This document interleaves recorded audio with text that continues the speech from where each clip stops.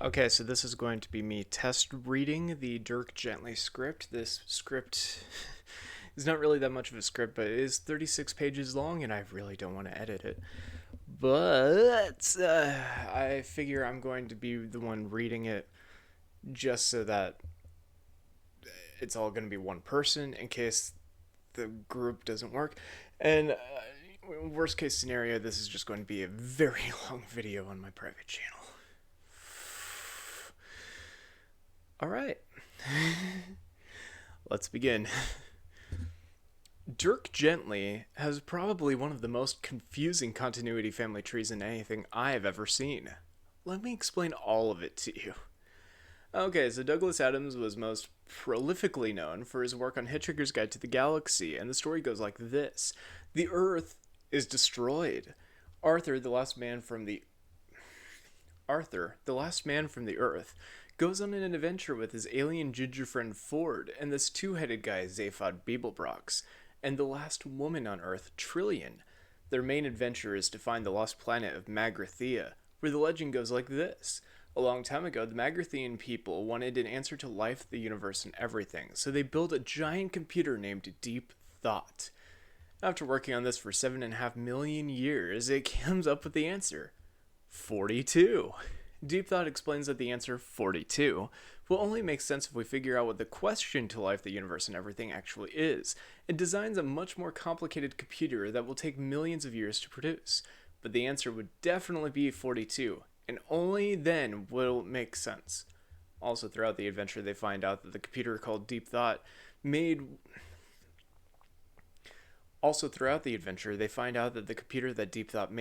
was actually the Earth. And the big question was like 5 minutes away from being revealed, except it got destroyed at the beginning of the series. But what does that have to do with Dirk Gently? Not a whole lot, but everything's connected, so I want you to keep that in mind for later. Let me check on this.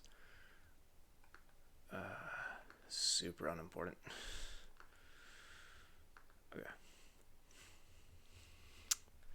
Okay, so Douglas Adams also wrote episodes of Doctor Who, but one of the scripts didn't get picked up for the show, so he turned it into a novel instead.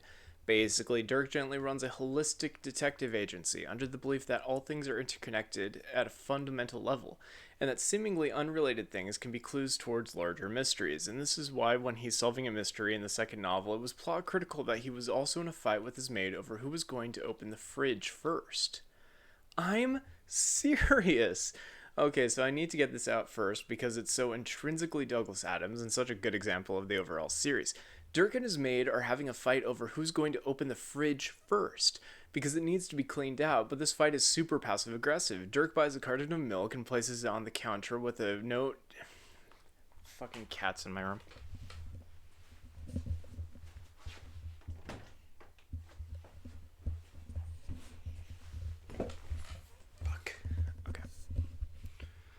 Okay, so I need to get this out. Let me just adjust my grip on the microphone.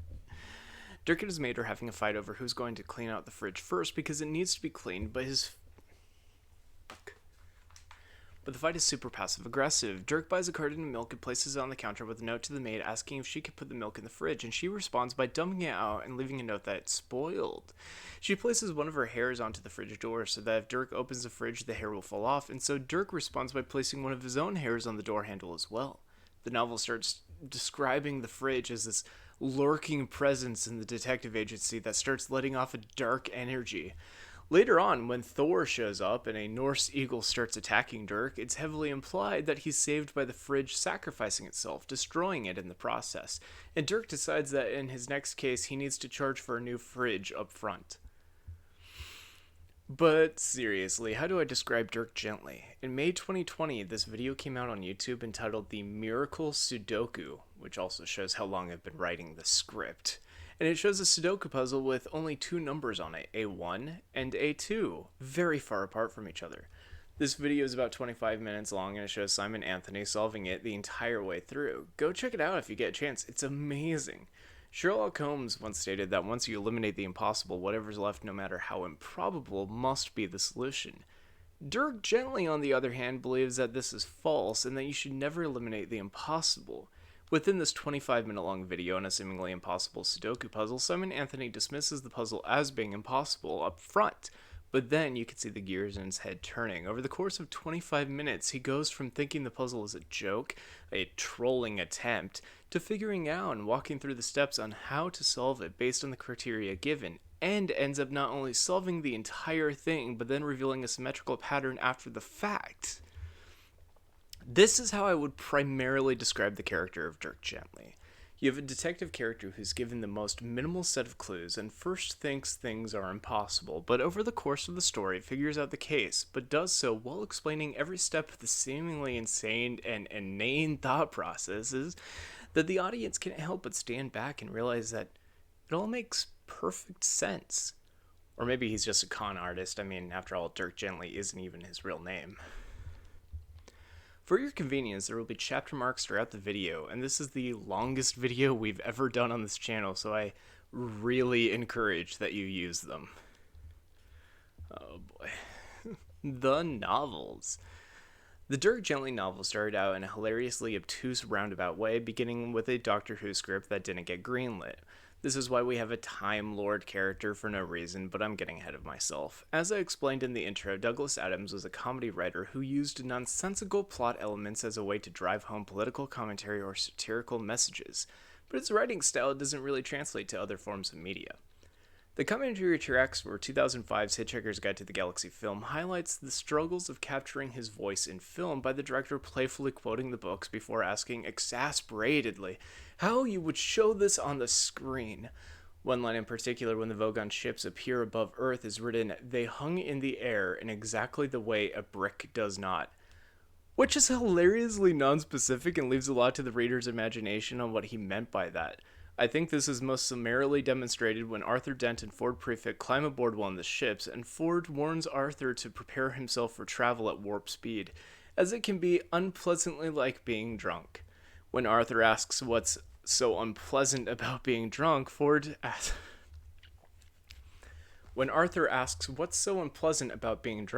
says, "Ask a glass of water." This sort of clever and ambiguous wordplay seems to be sprinkled into the author's many novels, and Dirk Gently is perhaps the best example of this. The first novel has a very complicated plotline, but in my research, I think I've got a firm grasp of it enough to explain the plot without going into all the nitty-gritty details. We start with an electric monk riding horseback on an alien planet. Fuck. No, I'm serious. Stay with me here. An electric monk. It's very important, actually. The electric monks were developed by an alien species in order to believe in religions for them because they were too busy, watching cable TV to do that themselves. This particular monk got its wires crossed with the DVR and now believes everything at random, even stuff that contradicts other stuff. Now he's on Earth at an airport believing vagrants' stories about why they need money and things like that. It comforts the vagrants, of course, that someone actually believes them, but the monk doesn't have any money, so it's very quixotic in practice. I hope that's how you pronounce it. Quixotic? Quixotic. I want to say quixotic. Next, we find a professor who is at a college dinner with his fellow professors, and there's this little girl showing off a pot she found at an archaeological dig site. She passes it around to these college professors to see what they think about it, and everyone dismisses it as being pretty much worthless. Reginald, however, wants to be nice to the little girl and tells her he can do a magic trick. But he has to go to the bathroom real quick first, jots down a note on a piece of paper, and leaves. When he returns, the girl asks him to show her the trick, and he says, well, he forgot it, and asks someone to pass the salt. Thing is, no one can seem to find the salt shaker, and Reginald is like, oh, I know where it is. Takes the girl's pot and breaks it, revealing the salt was in there the whole time. Some other characters are introduced, Richard McDuff, his girlfriend Susan, this Gordon guy who was shot in the chest with a rifle, and eventually we get to Dirk Gently himself. Dirk is first mentioned on page 39 of the novel. He first speaks on page 85, and he first appears in person on page 110. Dirk's backstory is complicated. Dirk is definitely most assuredly not a psychic. He did not get his powers from his mother's side of the family from Transylvania, and he definitely was not part vampire. even though he wore long coats, slept hanging upside down, and avoided sunlight at all costs. Dirk Gently wasn't his name as it wasn't his name as the time. Dirk Gently wasn't his real name at the time. His real name was Svlad Jelly. Svlad was chubby and a bit of a con man. He wore a red hat that somehow always looked like it was perfectly horizontal. And he told everyone that any rumors that he could predict answers to tests were clearly conjecture. He was not psychic. He would argue about it constantly while also deliberately whispering answers while he pretended to be asleep while his roommate wrote them down. Eventually, a deal was struck with people paying Dirk for answers for a big exam through lavish dinners or bottles of wine or money, etc. Thing is, though, Svlad had guessed the answers. He just made them up on the spot, but he got them all right. Every single one, down to the comma. Turns out cheating out of college is sort of frowned upon, and Svlad was sent to a jail cell. Trying desperately to shake these rumors, Svlad went through the trouble of even changing his name to Dirk Gently, which he felt had a sort of a nice dagger feel to it. One of the things that the novel mentions that isn't really brought up again is the idea that Dirk Gently regularly changes his name to get out of trouble. Also, that his chosen name of Dirk Gently is a pun. Dirk is a type of dagger, so his name means to kind of slowly, gently stab someone. Anyway, Richard Macduff is in trouble as a suspect for Gordon's murder and accidentally made himself look guilty by breaking into Susan's house to recover an answering machine tape because he drunk dialed her and didn't want her to know. Dirk is a detective. A holistic detective, I know. I explained this process where I explained that his processes were a little strange when I compared him to the impossible Sudoku puzzle, but you probably want an explanation of the murder and how Dirk solves it. Dirk ends up hypnotizing Macduff in order to get as many details about that magic trick with the salt shaker as possible, because it is very important to the murder. I mean, it has to be because I brought it up and I wouldn't waste your time in this video if it wasn't important, would I? Look how much time we have left. Dirk checks Gordon's apartment for clues, where a police detective is already on the case, but a couch is wedged halfway up the stairs. We find out Gordon's ghost can interact with objects, and that's important. Yada, yada, yada. Okay, so this bit right here. Dirk is obsessed over this magic trick and how it's done, even though everyone says it's not that important, so he finally does something crazy.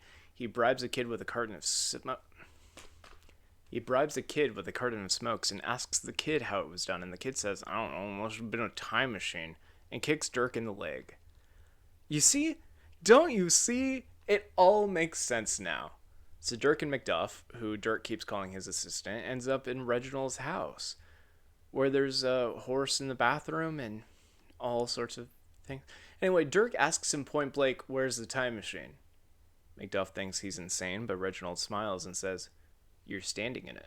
Which I contend is the best ending to a chapter I've ever read. It leaves so much intrigue.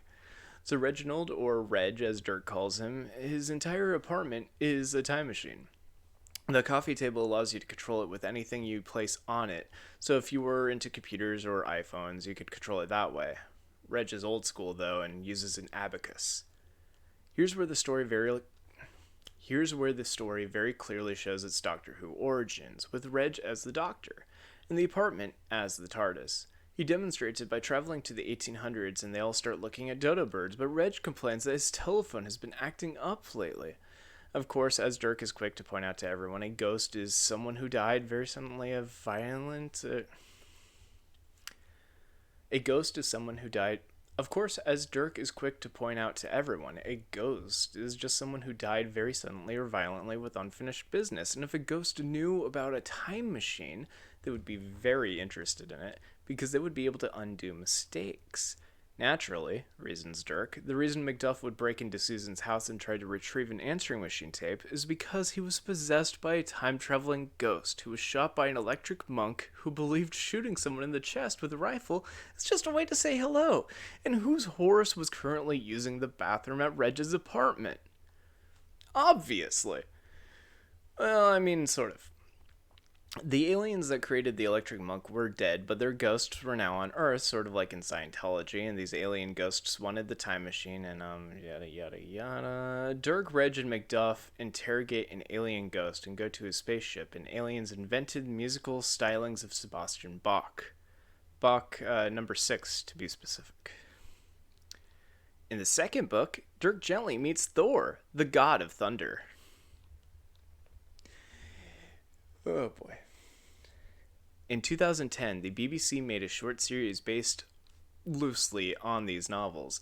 So while it includes a lot of the same major plot elements, like Dirk having a secretary arguing about pizza and paying children with a carton of cigarettes to hack into someone's emails, it doesn't include his own habit of chain smoking, his alcoholism, or his trendy red hat. On a more plot critical difference, there are elements borrowed from both novels that were used for the first 2010 episode that I want to explain, and the differences therein. The episode goes kind of like this. Dirk is hired by an old woman to find her cat. Dirk tries to get paid in advance and charges for a new refrigerator and explains that he needs it because everything is connected, like the ending of the second novel said he would. Except this is also a retelling of the first novel, so that's a little confusing. At the same time, Dirk sees Richard McDuff breaking into Susan Way's apartment and calls Susan's phone to confirm it, berating McDuff for answering the phone during it. This is in the first novel at chapter 12 or 13, but in the show it happens near the beginning of the episode in order to set up the next clue. Dirk and McDuff wander into a building only to see a computer which counts down to an explosion that they narrowly escape. A good deal of the episode is references to the novels, with Dirk explaining things like how he was hired to find Schrodinger's cat. Her name is Bernice, by the way, who got tired of being in a box and sometimes poisoned and ran off. Dirk found the cat and put it safely back in the box, which is a ridiculous premise and a pretty good defining character moment. So Dirk is getting more information about the old woman who lost her cat, and mostly just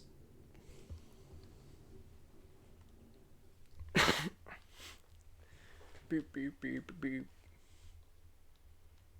So Dirk is getting more information from the old woman who lost her cat and mostly just takes all of her cookies, but notices a picture of a cat on the mantle. He assumes it's the same cat that's lost, Henry, but she corrects him and says that this was a different cat, named George, who ran into her house on December 5th, 1994, and died in 2006.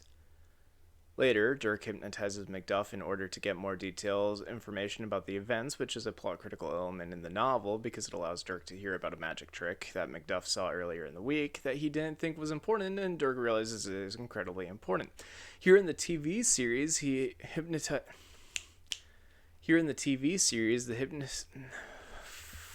I'm gonna have some water. What page are we on?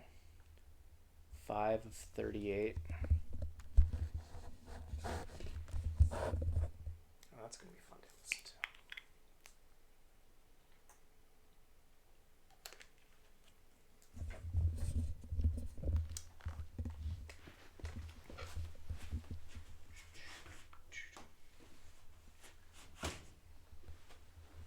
I should be live streaming this. This is stupid. Where were we?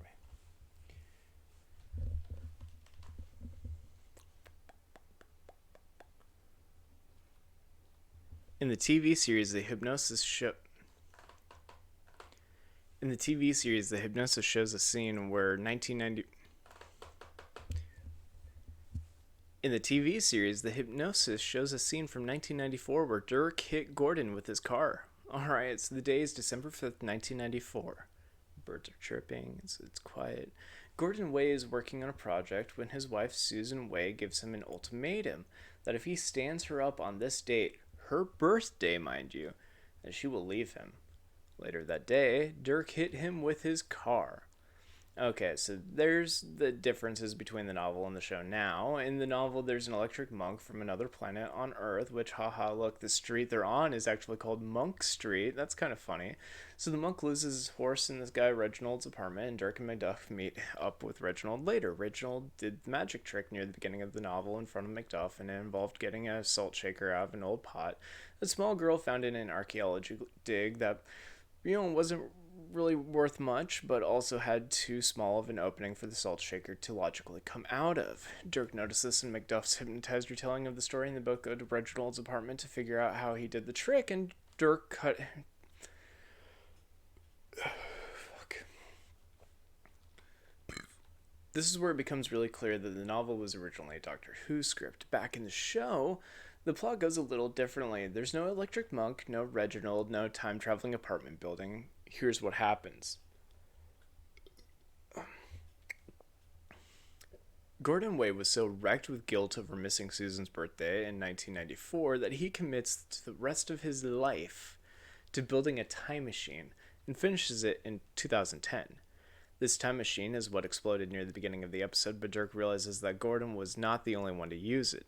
Henry, the old woman's lost cat, was flung backwards in time to December 5th, 1994, and feeling disoriented, ran back to the woman for comfort. The woman named the cat George. There's a great line by Dirk here.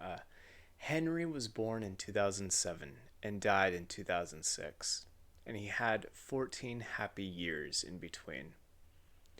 Dirk then asks bluntly, so why did you kill your husband? Which shocks Macduff and Susan, but the old woman explains that her husband was always abusive to the cat, and she had to stop it. She killed him, and then also killed Gordon, who had witnessed the scene. The old woman then says she put poison in everyone's tea, so Dirk and crew, Dirk Tachi, run off to get their stomachs pumped, only to realize that she lied and only poisoned herself. Susan goes through some of her boxes to help clean out the apartment, dismissing Dirk as a lunatic, only to discover a newspaper from December 5th, 1994, with an iPhone that contained a voicemail of Gordon confessing about the time machine, proving Dirk right. Oh, and when Dirk hypnotized Macduff, he also hypnotized Macduff into agreeing to be his assistant and putting money into the company, which Dirk immediately uses on a personal trip to Barbados. Dirk is shown in the novels and in the 2010 series as being a con artist and hypnotist, but also an intuitive detective worth his holistic weight in gold.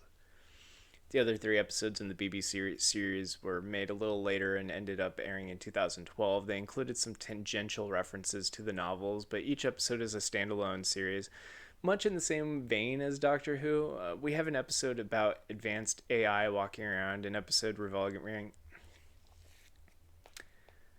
We have an episode about advanced AI walking around, an episode revolving around horoscopes and affairs, and one about someone murdering his former clients, so he plans to free... And one about someone murdering his former clients, so he plans to flee the country, which makes sense and leads us to our next chapter. I'll reference these other episodes as we go, but overall the BBC series is the least connected to all of the other continuities. The Dirk Gently interconnected continuity is one of the most confusing continuities I'm aware of, and a lot of it is not very well documented, so let's get going. The interconnectedness of all kings. So the BBC series ends in 2012, but in 2015 we had a comic put out by IDW that follows after the events of the novels. Dirk Gently, the interconnectedness of all kings, is a play off of his catchphrase that he believes in the interconnectedness of all things. It begins in 1345 BC, ancient Egypt. It's almost like the series loves time travel or something. We're introduced to 2 new characters in this franchise, Neferhotep and Craig, who are ancient Egyptian friends to King Akhenaten, who are ancient Egyptian friends to King Akhenaten, one of the pharaohs. They kind of see him as a dick. While talking about Ak, they're stopped by Mr. Bird, who offers them a deal. Skip ahead to 2015. Dirk Gently is stowing. Skip ahead to 2015. Dirk Gently is stowing aboard an airplane's luggage hold and arrives in Los Angeles, California. He stands up, quickly composes himself, grabs a random bag, and immediately gets in a taxi headed in a random direction. One of Dirk Gently's many holistic beliefs is the practice of Zen navigation, where he doesn't really know where he's going to go. He'll just follow the nearest car that looks like it knows where it's going.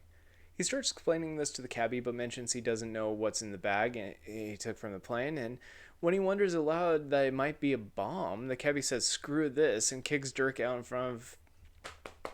Fuck. It's because like I'm scrolling down, so I don't know what the next word is. It's really really disorienting.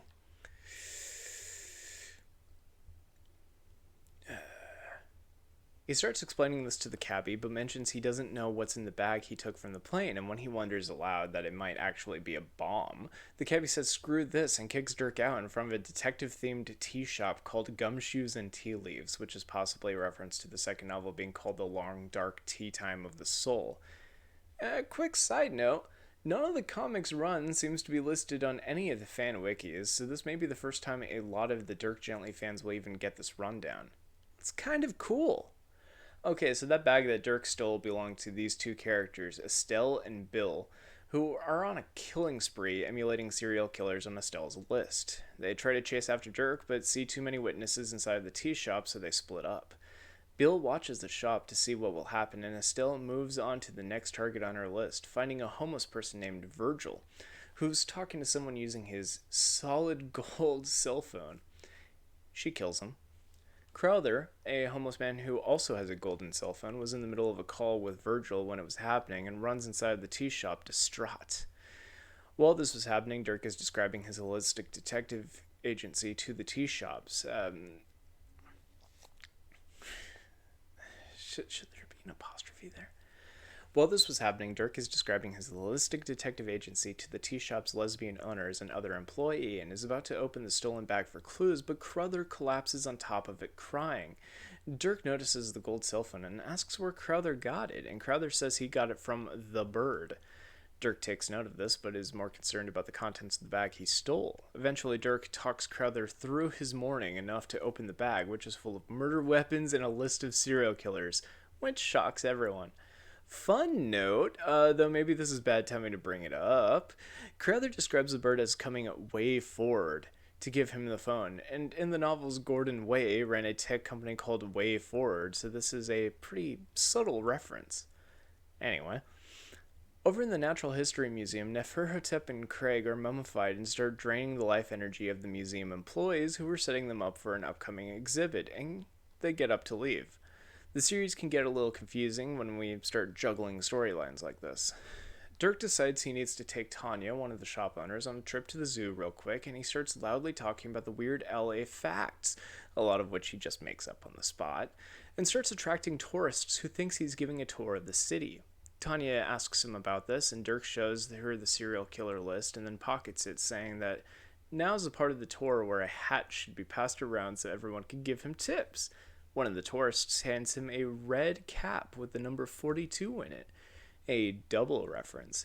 42 was that hitchhiker's thing we'll talk about more later, and the red hat is the same hat he wore in the novels. Dirk's makeshift tour ends at the museum where he talks to Neferhotep and Craig, immediately recognizing their jewelry as coming from 1345 BC ancient Egypt, and then says that they probably got them from the museum's gift shop.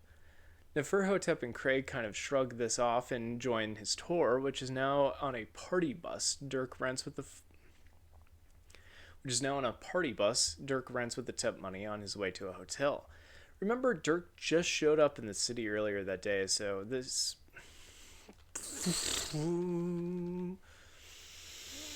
which is now on a party bus Dirk rents with the tip money on his way to a hotel. Remember, Dirk just showed up in the city earlier that day, so he still needs to find somewhere to stay for the night. So this is just him kind of conning his way into a hotel room.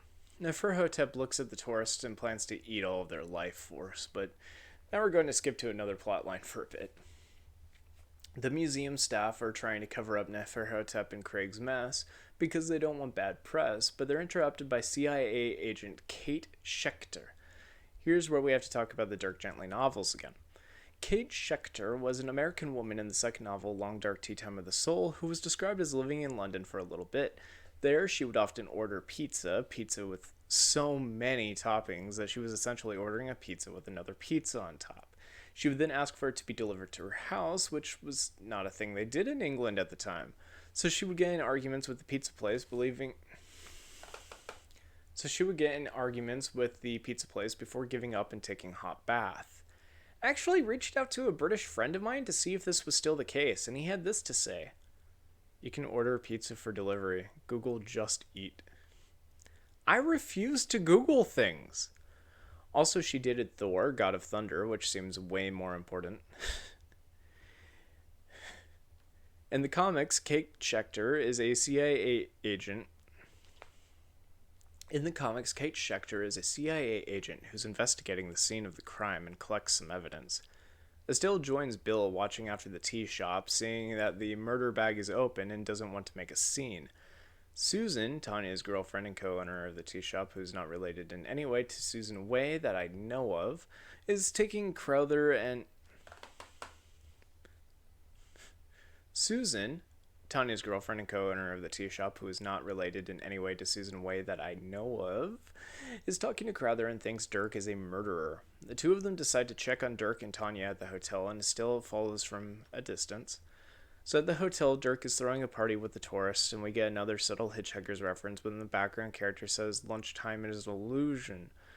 And that's kind of neat, I guess, but also Neferhotep is feeding off of the partying tourists one by one. Tanya and Susan meet up to discuss their thoughts on Dirk, and Crowther uses his gold cell phone to see Dirk screaming about mummies. Estelle shows up and sees Dirk and pulls out a knife to try to kill him for taking her bag, and Dirk immediately runs into the lobby to tell the receptionist in a frantic voice that his hotel room is way too far away from the ice machine and he wants to switch rooms. Also, a woman is trying to kill him, and there are mummies sucking out people's souls, but mostly that ice machine thing. Fucking Dirk Gently. Craig thinks Neferhotep is going too far with sucking out the tourist souls and tries to stop them, but Neferhotep claims that he'll become a better king than Akhenaten. While saying this, though, Estelle shows up with the knife and stabs Neferhotep right in the back. They start fighting in the background with Neferhotep absorbing Estelle's soul, and the FBI, CIA, and local police department all showing up at the same time, which causes them to just start yelling at each other. Unfazed by what's going on around him, Dirk starts looking through Estelle's purse when Kate Schechter stops him. Kate pulls Dirk aside to trade notes about the events, but Dirk mostly just asks her what happened with Thor and if they broke up.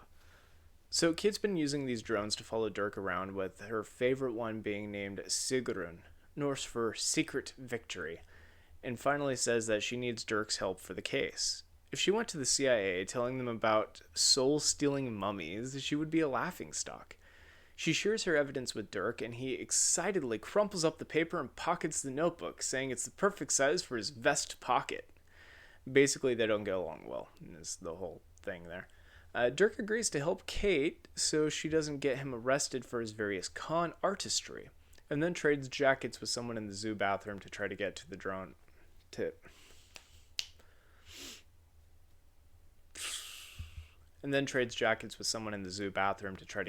Off of his tail. Craig meets with Dirk and Crowther at the tea shop, and they discuss all the various clues about what's going on, as well as figure out a plan to stop Neferhotep. Dirk asks how Craig speaks English so well, so Craig explains some stuff for everyone. Back in ancient Egypt, Mr. Bird's deal with Craig and Neferhotep was that they would both be functionally immortal, and Mr. Bird would wake Craig up every now and then, and... More water, please.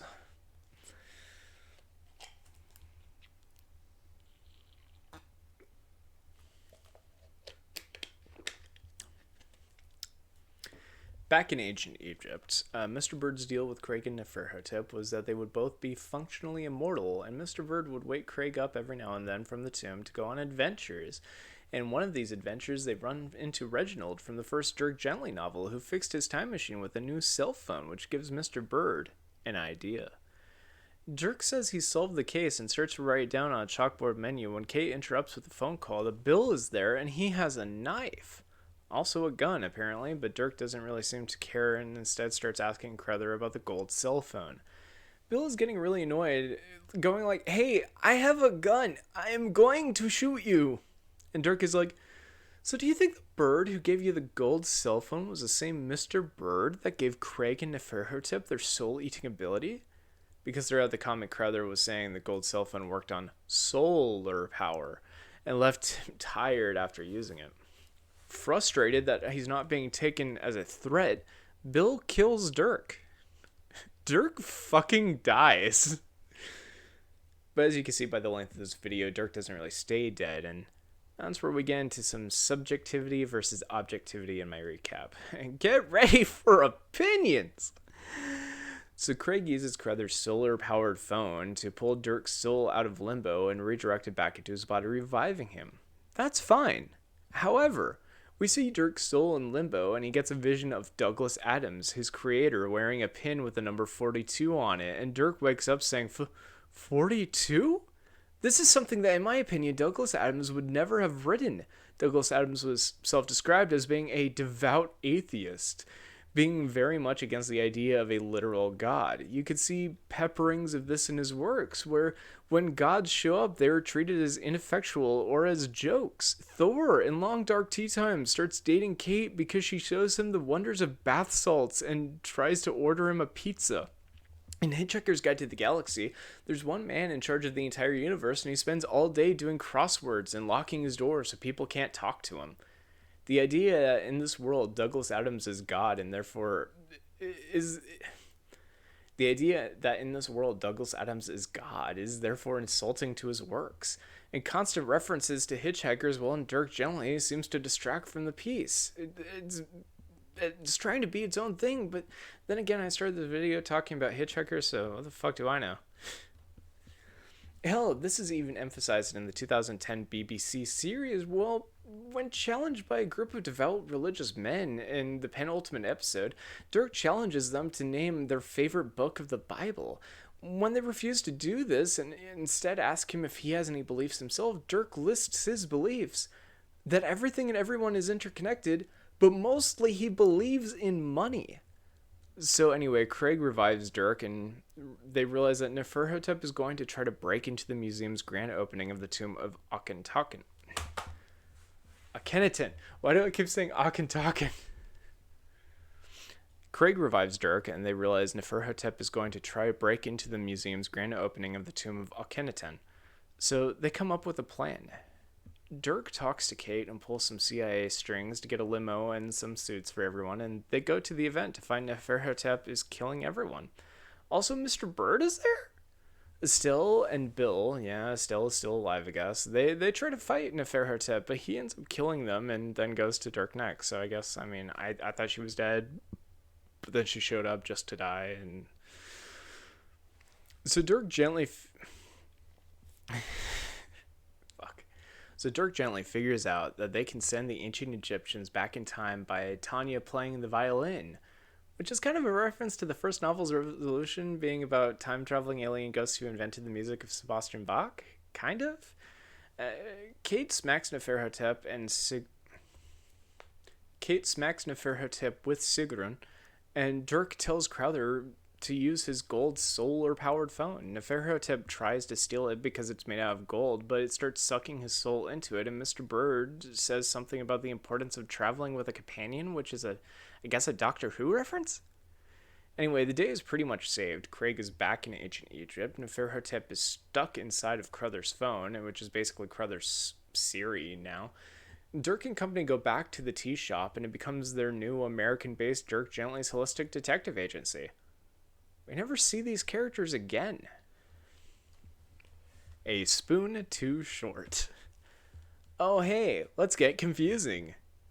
This comic came out in early 2016, a year after the latest comic run, but the first page reads previously and lists this comic run as taking place after the novels, but before the previous comic run, and also before the 2016 TV series. So here's where we're getting into the continuity horror that is Dirk Gently, and it's amazing that I don't see anyone else talking about it. Anyway, the plot from this comic is strikingly similar to an unfinished Douglas Adams novel, The Salmon of Doubt. But more on that in a second. A Spoon Too Short is made to partially bridge the comic universe with the BBC America universe, and would come out the same year. and it had a clunky challenge of combining Douglas Adams' works with the upcoming style of Max Landis. But that's the next chapter of this video essay, so ignore that for a bit. A Spoon Too Short is 5 issues long. Each one begins with a flashback sequence done in a more cartoony style, sort of like Calvin and Hobbes.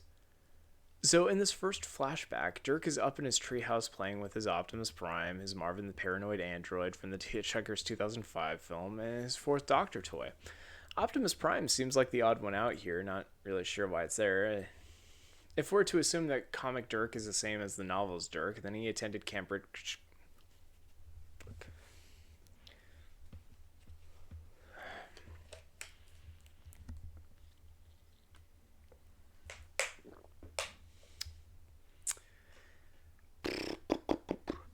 If we are to assume that comic Dirk is the same as the novel's Dirk, then he attended Cambridge College in the 1970s, and Transformers first came out in 1984, so this scene doesn't make sense. If, however, the flashback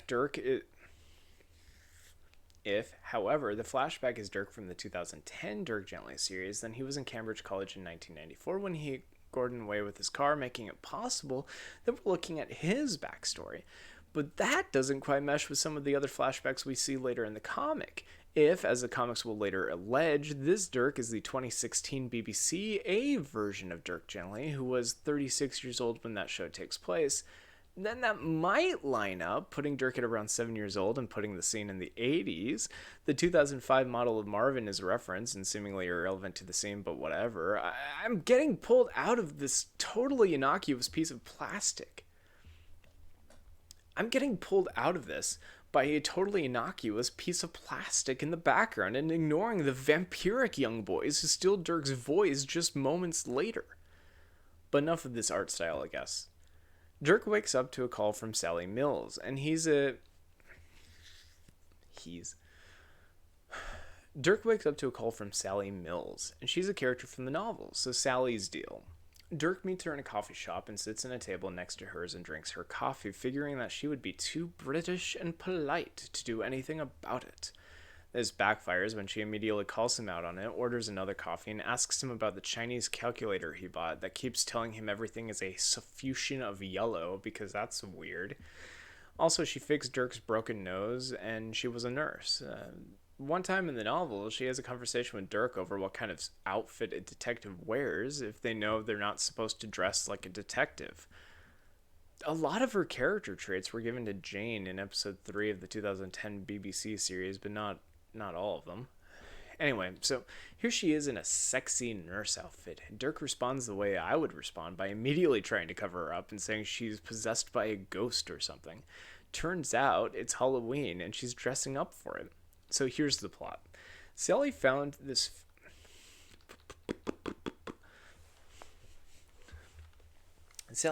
family, the Kingdom Browns, who were on vacation and suddenly they all lost their voices. I really do enjoy the artistic choice of having them try to speak but having completely white speech bubbles. It seems very Douglas Adams to sort of lean on the fourth wall and exploit the medium to do things you couldn't do in any other medium. Sort of like how Zaphod in Hitchhikers had 2 heads in the radio play and books, but in the TV show and movie it looked weird and out of place. But I digress. So the Kingdom Browns can't communicate through speech, so Dirk gives them a pen and paper, and that just results in scribbles. He tries to get one of them to answer a simple question by holding up her fingers.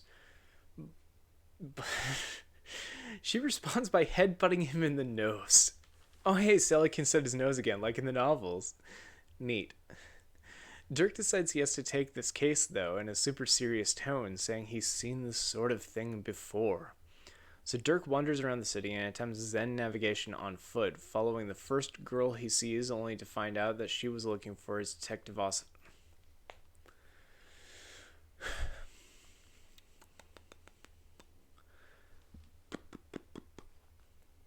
So Dirk wanders around the city and attempts Zen navigation on foot, following the first girl he sees, only to find out she was looking for his detective office anyway. The girl is Tamasha, and she doesn't really care for Dirk's back and forth. She was recommended by Richard and Susan to find Dirk, though, because she has a holistic mystery, and it also involves a group of people in Kenya unable to communicate in the exact same way that the Kingdom Browns are afflicted. Dirk calls Sally to ask where the Kingdom Browns went to vacation before they lost their ability to communicate, and it was somewhere in Africa. So all sort of adds up. Aside from the flashback at the beginning of each issue, this seems like the most straightforward mystery. Oh, how I wish it would stay that way.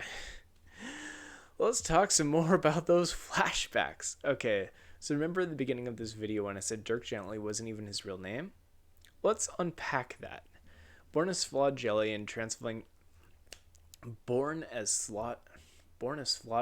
Transylvanian parents, Dirk claims up and down that he is not psychic. In fact, he got in trouble in college for this.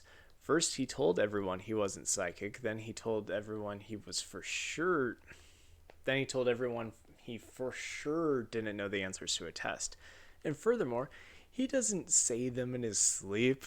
So naturally, when his college roommate hears him muttering test answers in his sleep, he starts asking him about it. For fees, Vlad allows people to write the answers down and seal them in an envelope, and for a much larger fee, he allowed them to open the envelope before the test. But here's the thing. All those test answers were correct, down to the comma, when he just made them up to get cash and free food. Because the answers being correct down to the punctuations, Vlad is sent off to jail. Now, that's in the novels, of course, and we already talked about it. But it gets a little bit more complicated than that, so let's break it down. In the third episode of the BBC 2010 series, we're introduced to Dirk's college professor, Professor Jericho, who hired Dirk on as a holistic security guard to watch over this creepy robot. Dirk respected Professor Jericho because he thought the professor was the only one who ever cared about Dirk. Here's the thing, though. If you remember your VeggieTales, you may remember that Jericho is the name of the wall that blocked Joshua and the rest of the Hebrew people from the Promised Land. So it should come as no surprise to find out that Professor Jericho was the deciding vote in Dirk's expulsion from the college for giving out the answers to the tests. Dirk felt incredibly betrayed by this, realizing that no one ever respected him.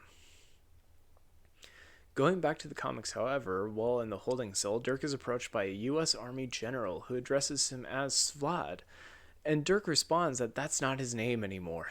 This actually doesn't line up with the timeline very well, since Dirk only changed his name after the jail time experience to try to make people forget about it.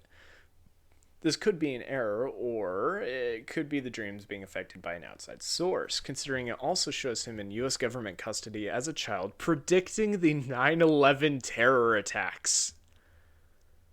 Considering Douglas Adams died in May of 2001, I don't think he had this in mind while writing the initial novels. Also, there's this short bit where a girl throws knives at him while he's strapped in a spinning target and says that she can't hit him no matter how hard she tries. This plays more into the 2016 TV series and a bit about the character plot armor. I'll get more into that later too. The comic run has two main storylines besides the flashbacks. In the B plot, Sally Mills finds out that the Kingdom Browns family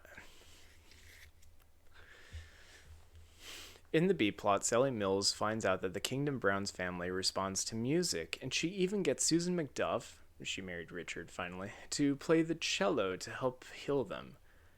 She calls Dirk to tell him about it. So again, this is a reference to Sebastian Bach's music, which is written by time-traveling alien ghosts.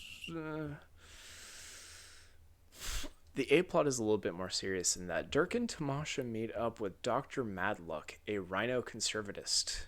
So the thing about that was Douglas Adams was a huge proponent of rhino conservation efforts, and every year there's actually an event to this effect.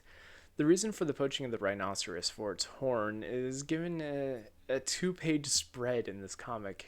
It's not any one issue, but rather a whole myriad of smaller interconnected reasons that support, conflate, and contradict one another. That's compared to Dirk's holistic thought processes. While Dr. Madluck broods and feels helpless about the situation, Dirk and Tamasha get that call from Sally and start playing music to help out the Nakawa tribe, also called the Tribe Without Words. Also, somewhere along the line, Dirk asks an elephant who stole everyone's voice, and it gives the elephant a pen and paper to write it down. It's all scribbles. So Dr. Madluck finds another poached rhino and a crumpled up forged poaching license. The way the poaching licenses works is compared to the famed salmon. Farmed.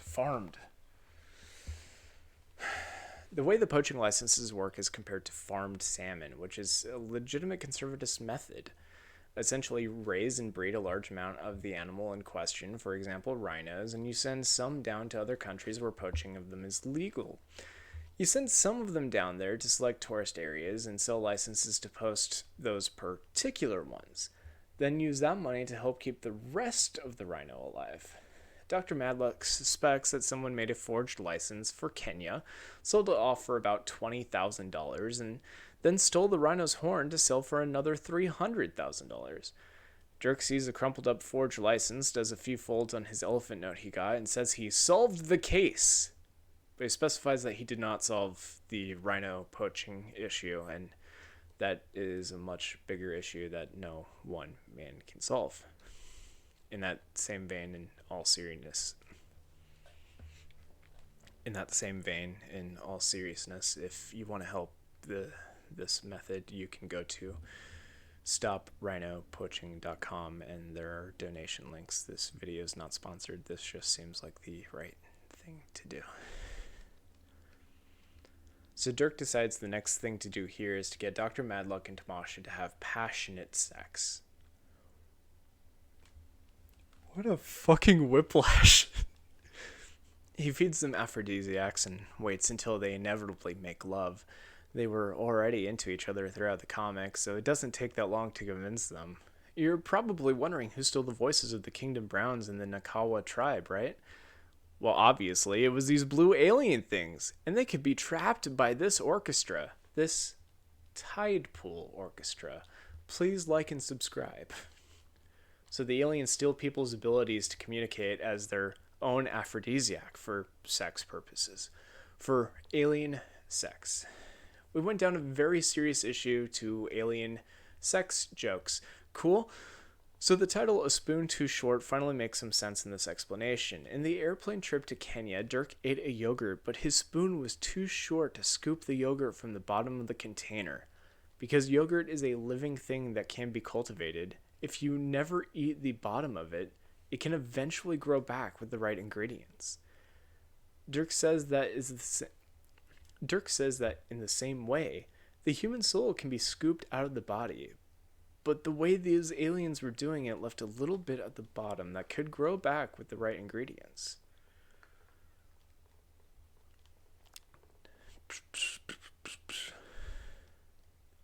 In this case, the music regrows the person's ability to communicate, the very essence of their soul.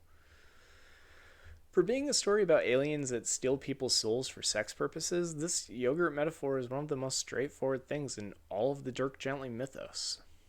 So everything seems good, and the aliens agree to leave Earth and never come back, and they do so by slipping into a rhino's nose. Dirk seems a bit confused by this, and during the happy ending recap, we get the Kingdom Browns and Nakawa tribe all having their voices back, Dr. Madlock and Tamasha being a couple, and Dirk and Sally going to the zoo together. They seem to really like the zoo in these comics. Dirk can't help but go up to a rhino's nose and look into its nostrils, sucking himself in. In the unfinished Dirk Gently novel, The Salmon of Doubt, what little we know about the plot is that it involved aliens traveling through a rhinoceros's nostrils. So this is all pretty good. We're left here with Dirk looking into the comic from the outside, and another flashback of Dirk living in a US government facility where a young Dirk has dreams about being a detective. It ends with this quote here. Some nights, it seems like I'm still waiting for those doors to open. Other times, I know they never will. This is Project Blackwing, and is a huge plot point for our next topic. That seems like a good time as any to drink some water.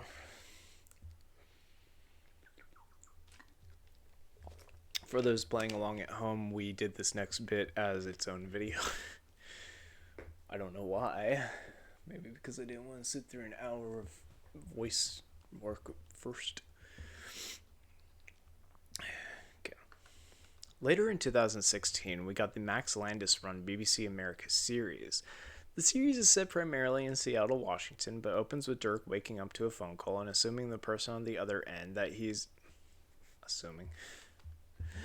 The series is set primarily in Seattle, Washington, but opens with Dirk waking up to a phone call and assuring the person on the other end that he's already on the way, which is a massive lie, but whatever. Here's the season-long mystery. Who killed Patrick Spring? We get to see some other crime scene first. It's a mess. There are giant hammerhead shark bite marks in the rafters, bloody handprints everywhere, and a kitten. So let's unpack.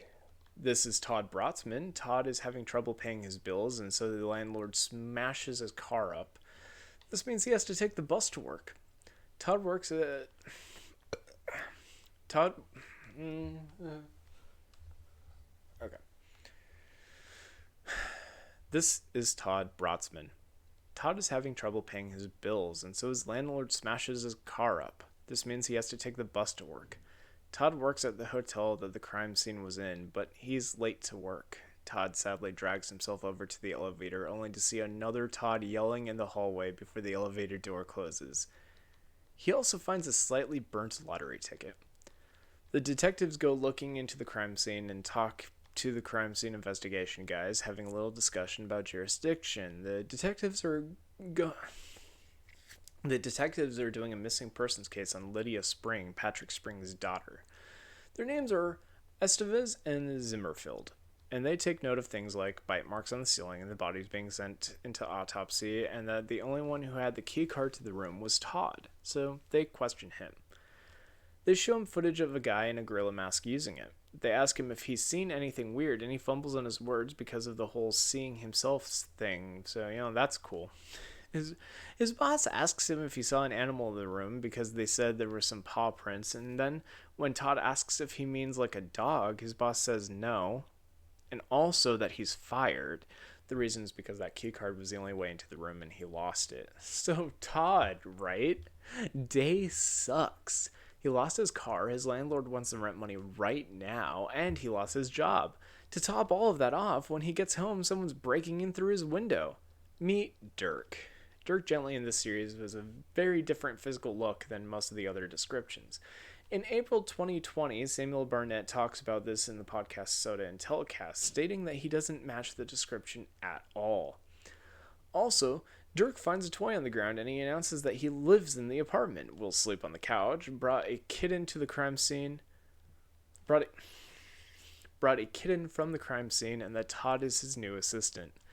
Todd disagrees, to put it lightly. These guys are Project Blackwing.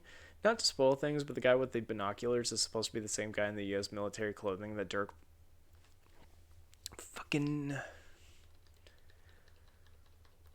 Let's just scroll down a bit. These guys are Project Blackwing. Not to spoil things, but the guy with the binoculars is supposed to be the same guy in the U.S. military clothing who got Dirk to predict 9/11 as a child. His name is Riggins.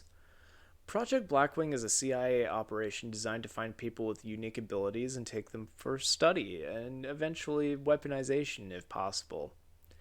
Think SCP Foundation? The younger guy is Friedkin. He's the only person that the CIA allows Riggins to team up with because he's cheap and dumb. His gimmick is that he aims his gun and has a shot. For example, right now, he shoots and it flies through Todd's apartment into the next floor, piercing a cult member through the head and saving Farrah Black's life. We'll get more into those characters later, but there's a lot to go through, so we can't slow down. Todd's sister Amanda has a horrible condition. Todd's sister Amanda has a horrible condition known as pararibulitis, which means that she has hallucinations that feel completely real. She'll just look down and her hands will feel like a knife is cutting them. It's horrible. Todd is trying to get money for her medicine, and since he just lost his job, decides to call her and pay her a visit. This also means he can avoid his landlord. Meanwhile, we get some more characters because why not? Here we see Ken, a computer hacker guy, being forced to work for some more of those cult members, but they got killed by this girl Bart, Project Marzana, named after the angel of fate and death. Bart is amazing.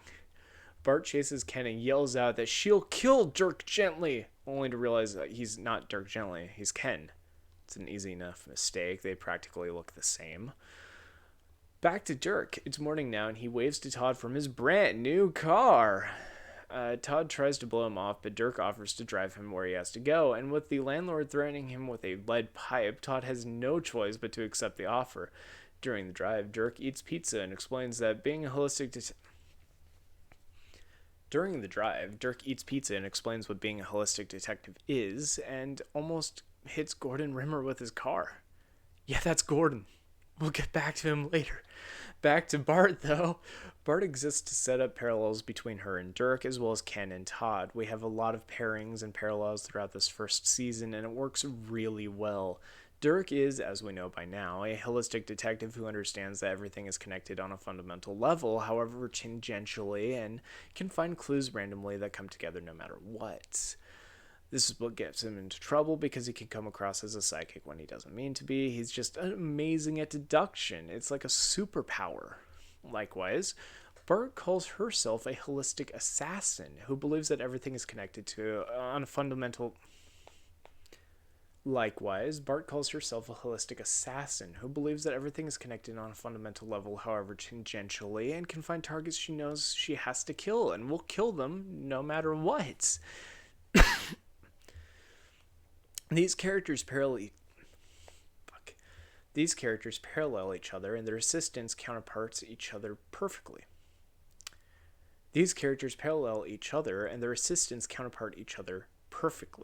Todd has no reason to trust Dirk or understand what's happening, so he's skeptical of everything and questions Dirk's methods constantly. Ken, contrariwise, sees what Bart can do and thinks she's insane, but comes to understand her much faster. The Bart scenes are also a lot more action-heavy, which keeps the pace of the show going faster. Bart is also functionally immortal, describing it as not being dodging bullets, but the bullets actually dodging her.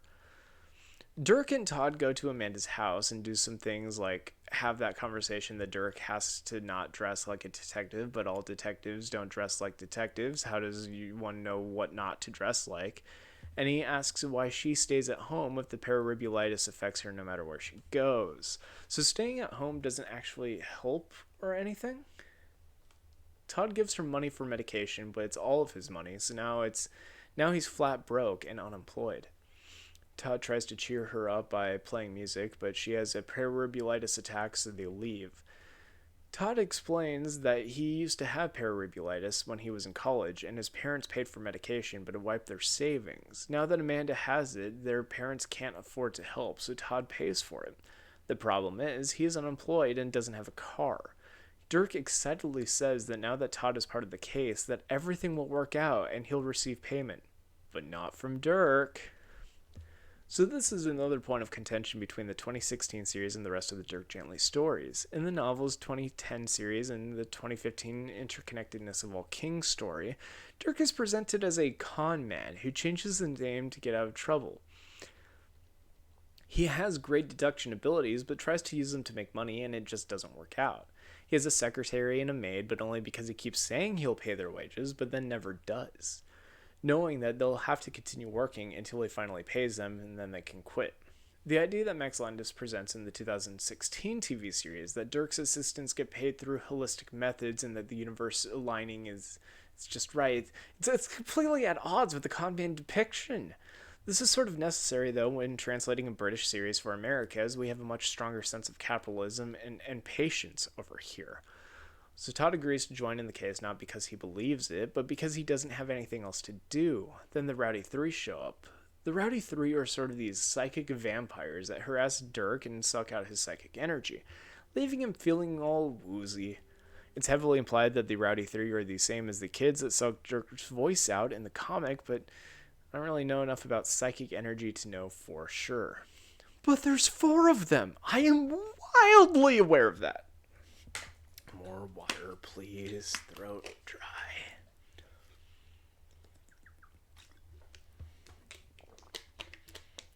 Fuck. The Rowdy Three leave, stealing that squeaky toy and a picture of Amanda as they go, but all their noise gets the attention of Todd's landlord, who comes in with a gun. The landlord is about to shoot Todd when the microwave goes off, and so he shoots it instead, and the bullet ricochets directly into his head, killing him instantly. The gunshot alerts the FBI, CIA, and the missing persons detective, who had been listening in for various reasons, and they run into each other in a Mexican standoff, sort of like an interconnectedness of all kings. Dirk and Todd just kind of look at each other, and Todd figures out that Dirk and Todd just kind of look at each other, and Todd figures he ain't getting his security deposit back anyway, so he may as well smash another wall. Screw it, right?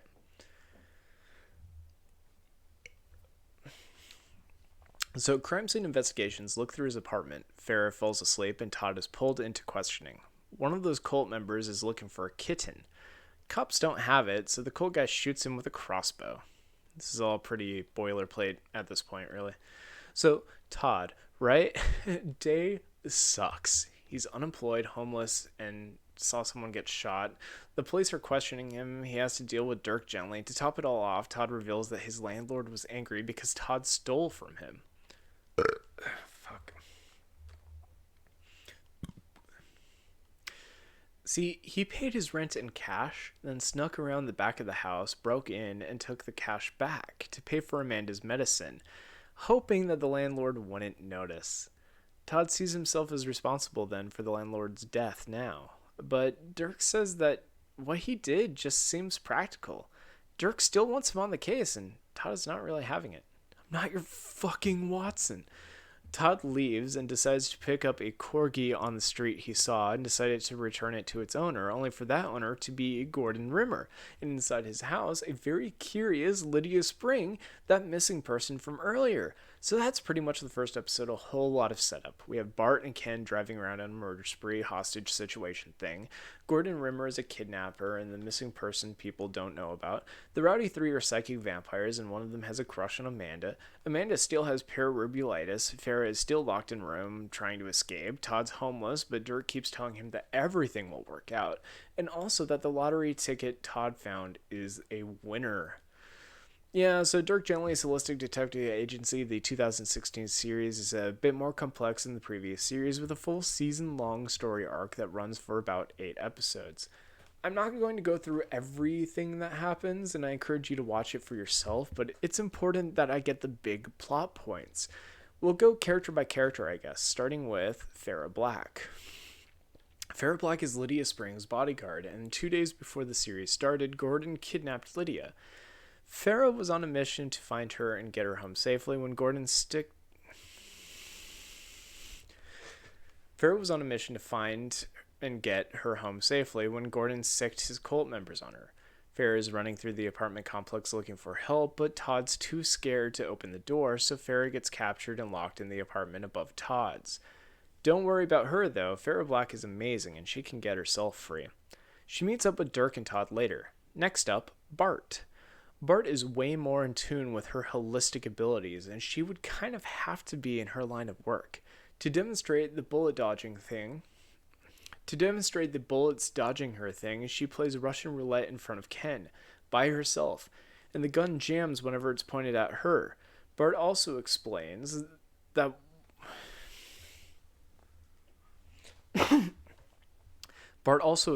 whenever she sees someone, they are a target and they deserve to die. Which Ken doesn't believe at first and tries to save people that Bart targets, only for them to end up being completely irredeemable anyway, and Bart kills them. Bart says the universe wants her to kill Dirk Gently, and at this point, Ken is kind of convinced.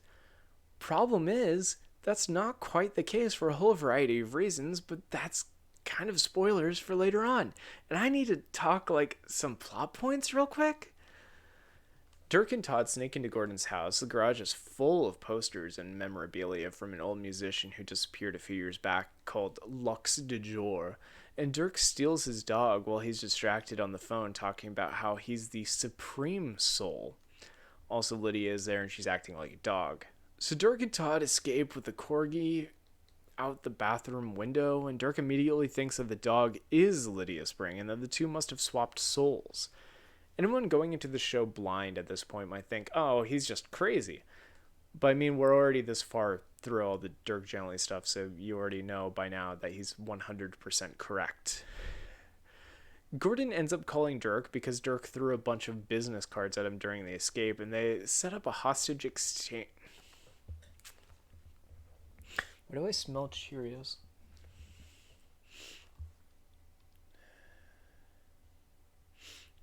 Gordon ends up calling Dirk because Dirk threw a bunch of business cards at him during the escape, and they set up a hostage exchange on top of a bridge.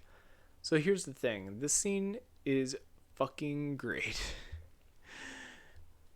Dirk, Todd, and Gordon have no idea what's going on.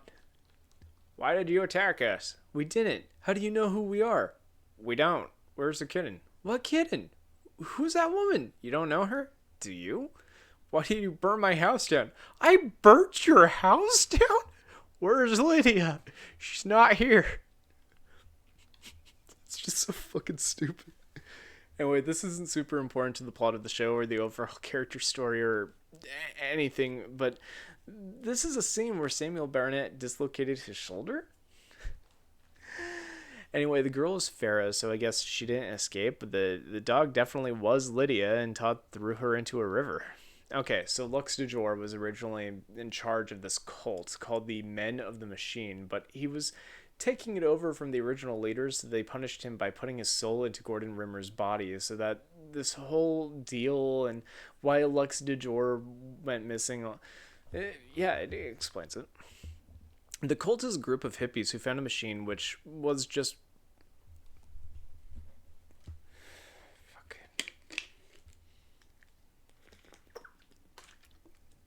Seriously, everything smells like Cheerios. I'm having a stroke.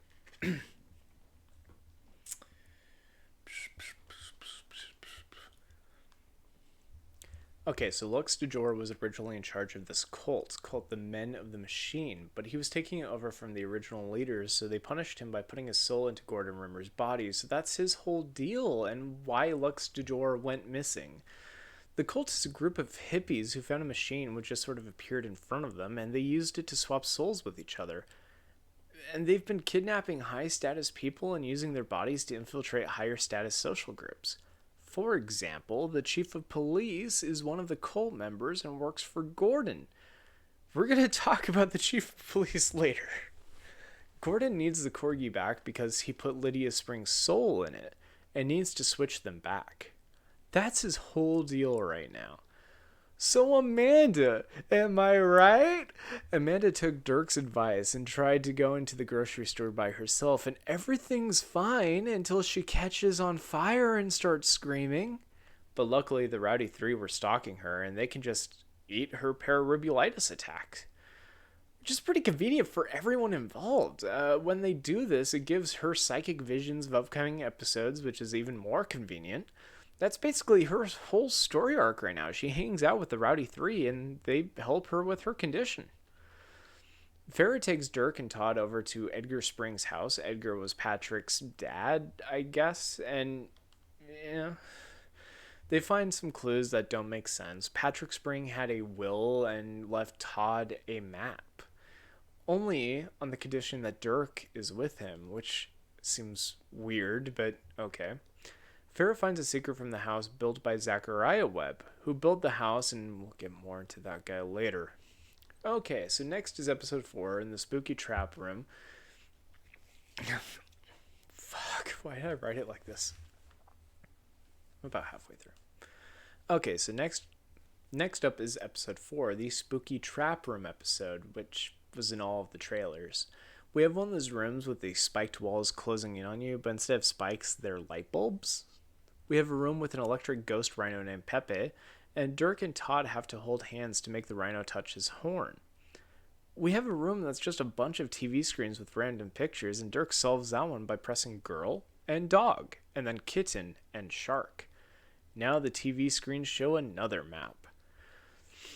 The cult members took over an FBI guy who tries to question Estevez and Zimmerfield about the corgi, which is a totally normal sentence I say every day. And Gordon is hitting on a girl at the bar. This show's great. There's a fire at the underground trap room, and luckily Amanda has her new spoilers power. and she knows how to turn the TVs back on. Gordon takes the girl back to the abandoned animal transfer building near a zoo and kills her to try to get his cult members to take him more seriously. Animal transfer. I get it. Also, the cult members are super dumb because they keep getting swapped with animals, and so they only have a tenuous grasp on human mindsets now. Kind of like me after reading all of fucking Dirk Gently. So the map that Dirk and Todd found is basically a short filler arc for the show. It leads Dirk and Todd all over the place to dig up random holes and find pieces of a machine, which they start putting together. And it's like they could have just had the machine be hidden in the trap room, but whatever. A couple of important things happen here. Todd gets a new shirt, which he was wearing when he saw himself in the first episode.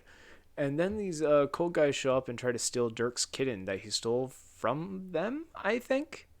The kitten suddenly turns into a flying electric hammerhead shark, killing the cult members. It was around this point when I was watching the show with some friends that one of them said nope and left.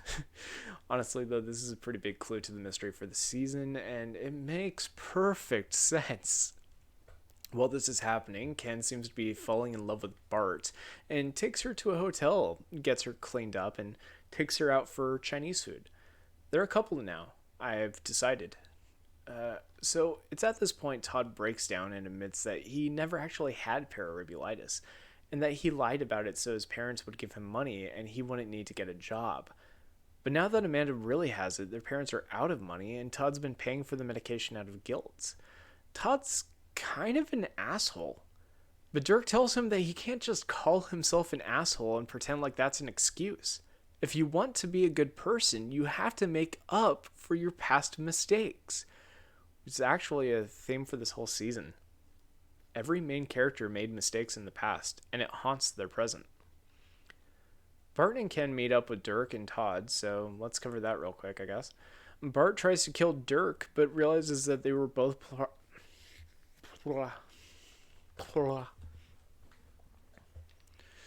Bart tries to kill Dirk, but they realize that they were both Project Blackwing subjects. Bart doesn't know who Dirk was, just that she wanted to kill him.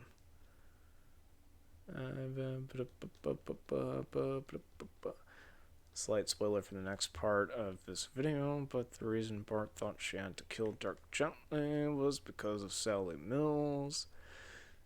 See, the universe won't allow Bart to kill Dirk because obviously Dirk needs to stay alive in order to send that time machine back to Zachariah Webb with a note so that the universe punishes Bart by taking away her plot armor, allowing Farrah to shoot her in the leg, and this is the first time Bart has ever felt pain, so she's kind of freaking out and wants to give up. Anyway, those missing person guys, the cult members, They killed Zimmerfield, and Estevez ends up getting fired by the chief of police, who is one of the cult members, so that makes sense. He drinks to cope with it, but also still has the corgi and realizes that she is Lydia Springs. He's a pretty good detective, all things considered. I mean, he starts ruling out the impossible, finds the improbable, anyway. Todd admits to Amanda that he never had pararadiculitis, and guess what? That's fucked up. So she's crying and won't ever forgive him for that. That missing persons guy shows up with the dog. He's drunk. Amanda's having a pararadiculitis attack. The corgi is confused. Rowdy 3 show up to help Amanda. The cult shows up to get the dog. Everything's connected and falling apart. And Amanda decides that Rowdy 3 is her new brother now, or something. Todd tries to give Amanda that winning lottery ticket to fix things, but she rips it up and gets into the Rowdy 3's van. Also, the cult kidnaps Todd. Dirk and Farrah call the FBI guy to get the backup because there's this whole serial killing cult that keeps attacking people, but the FBI guy is part of that cult, so that kind of backfires. He sees the Zachariah Webb machine that Dirk and Todd put together and kidnaps the two of them. So Gordon has Dirk and Todd down on their knees. He's going full Supreme Soul mode, and it's finally time for his big speech. What is going on? Who are you guys? Did Patrick Spring hire you? If not, then what are you? Are you detectives? No, because you're a bellhop. You were at the hotel, and You're who? What? FBI? No. Then how does the FBI figure into this? Who shot Ned?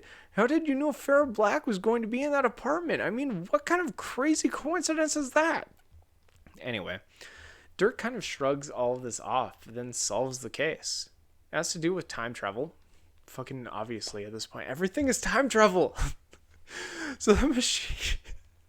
So that machine the cult guys had and the machine that Dirk and Todd put together are two halves of one time machine. Here's how that shit went down. Zachariah Webb had an 1880s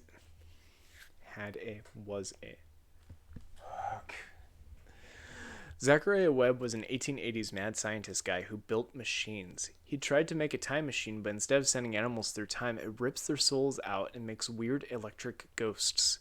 He tries to fix it, but before he can, it vanishes and is replaced by a new machine with a note from Dirk Gently. The machine actually ended up in 1968, and it's what that hippie group used to become the cult, because they realized that they can swap souls with it. The leader of this cult is named Jake Ramey, but he swaps around a lot. Zachariah jumps to 1968 with the time machine that Dirk sent back to the past and tries to confront them, but there's too many of them. Zachariah takes the other half of the machine, the half that makes it into a time machine, and patents it into an eternal energy source, making himself rich. He adopts a new persona as Edgar Spring and starts a war with the cult. During this, he falls in love with a woman and has a daughter, and the cult kills his wife, so he decides that he wants to skip to the end and kill the entire cult. So Dirk and Todd travel back in time 1 week to the past with the completed time machine and watch as Gordon swaps Lydia with the Corgi's soul. I should probably mention that the Corgi's name is Rapunzel, and there's some metaphorical significance in that because the Corgi's soul is in Lydia's body, and Gordon refers to her with the dog's name, essentially meaning that he's keeping a woman hostage and calling her Rapunzel. It's sort of like in the 2010 series, the character Professor Jericho's name was symbolic importance to the plot, except a more obvious example, so I kind of forgot to talk about it.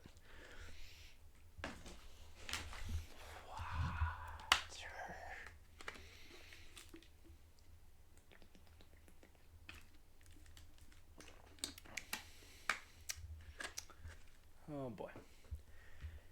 Jake Rainey, the cult's true leader, shows up in the body of a young woman and wants to punish Gordon again for going behind his/her back to do things like kidnapping rich girls and putting their souls in dogs.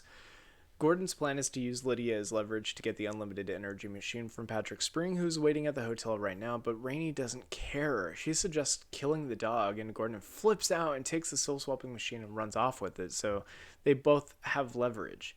He takes Rapunzel and Lydia's body with him, too. It's at this point that Edgar Spring shows up in a full-on Kamen Rider fucking Iron Man outfit and starts shooting cult members left and right.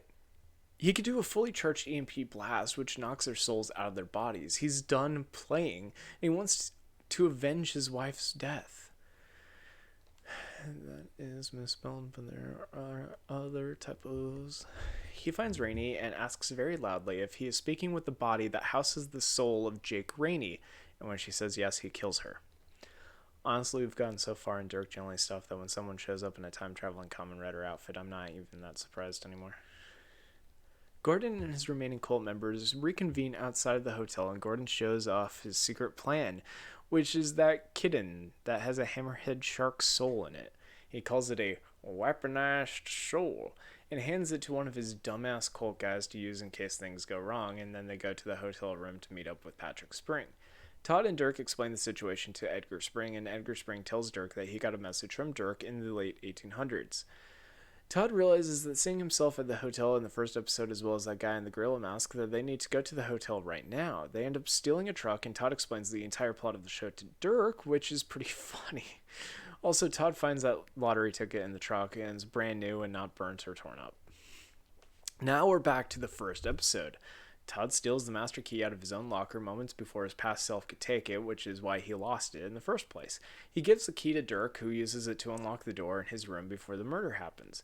And we're finally at the murder mystery. Who killed Patrick Spring? Fuck. Gordon is trying to get Patrick to take Lydia, but Patrick realizes it's not his daughter's soul in there. Edgar shows up and realizes that he is Patrick Spring. So shocked by this revelation, he gets frustrated and shoots one of the cult members when they move too fast. And he was the one holding the kitten shark, which goes off, killing most of them and causing those electric hammerhead shark bites in the ceiling. Dirk, Todd, and Edgar Spring run away to try to regroup, but Gordon chases after them. That's when they run into past Dirk, and present Dirk tries to quickly explain the plot.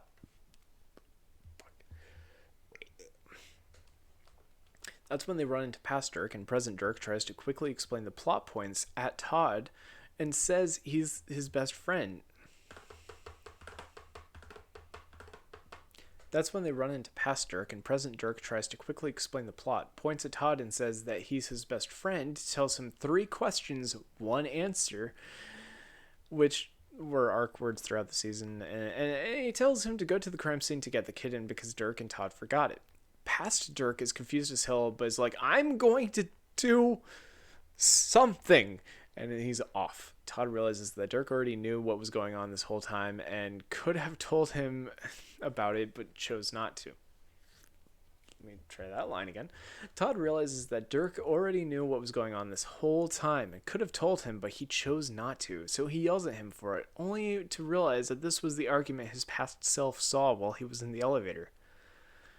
This wraps up things pretty well, except for a few more bits. Edgar Spring realizes he didn't get to see Lydia grow up because he was so obsessed with getting revenge, so he travels back in time and changes his name to Patrick Spring, and even hires a bodyguard for her to try to make sure he won't be in... So he travels back in time and changes his name to Patrick Spring, and even gets a bodyguard for her to try to make sure that she wouldn't be in any danger. That bodyguard was Farrah Black. Dirk realizes that he has to send the time machine back in time with a note in order to make everything logically make sense. But Todd's sick of Dirk's crap, and they just end up back in the present a little while after they originally left. One of the cult member guys shoots Dirk with a crossbow, and Farrah shows up to try to help, but Estevez wants to know what happened since he kicked the... That's weird spacing. But if... One of the cult member guys shoots Dirk with a crossbow, and Farrah shows up to try to help, but Estevez wants to know what happened since he kicked the crap out of Gordon and found Lydia's body. So he locks Dirk and friends in animal cages until they explain a plot.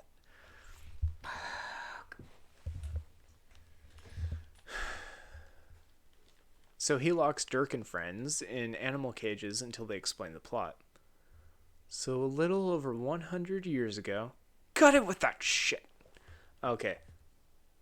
So now that everyone's caught up, everyone has to meet up with the time machine terminal in order to fix everything. Gordon realizes that they still have to put Lydia and the dog's soul in the right spots, so he gets all of his cult members, storms into the police station, and takes all of their guns, even puts on war paint. Dirk's losing blood from that crossbow bolt, but they end up putting Lydia Spring's soul back into her body. So the cult guys are in riot gear, and the Rowdy Three shows up and they start fighting. Gordon just walks directly past them into the house to get his dog back, but he has a gun and some armed cult members on his side, so Farrah and Estevez hold them off. Lydia wants to just destroy the time machine once and for all, but Todd and Dirk realize that this would cause a time paradox, so Dirk starts writing a note for Zachariah Webb, and some of those cult members show up. They shoot Dirk again, and Lydia freaks out and decides to go back to her plan of breaking it, but the cult member is like, yeah? Then what would you do? Because he's a low-level cult member, so he's already in the highest body he can be in, so he doesn't care. Then Bart shows up and kills them both. Yo. Bart aims her gun at Dirk, and Ken stops her and says that the machine is what the cult guys hired him to fix back in the first episode, so he starts working on it, now believing in destiny and the universe. Farrah and Estevez end up killing Gordon Rimmer. Ken fixes the time machine, and Bart says she still has 1 bullet left and aims her gun at Dirk. She hesitates, though, and swings her arm the other way and fires, killing the last cult members who just happened to be standing in...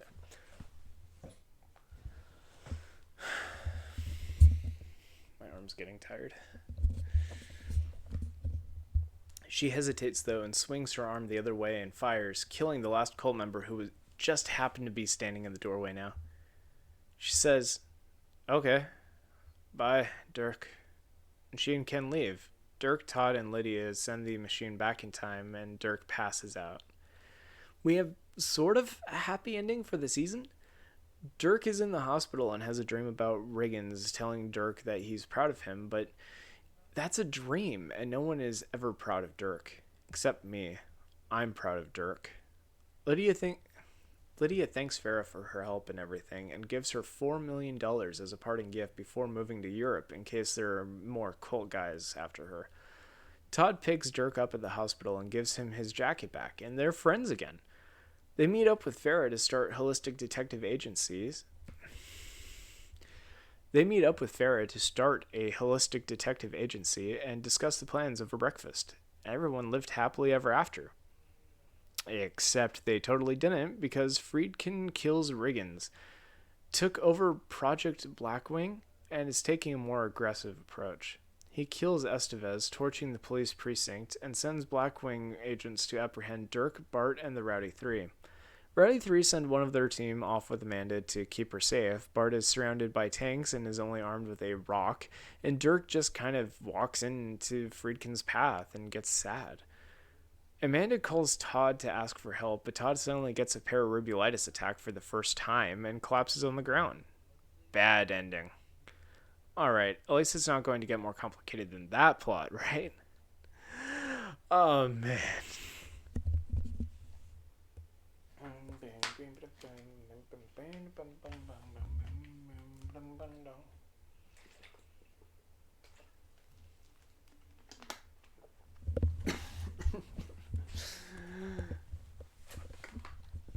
Continuity lockout. I've been saying the word continuity, and although we're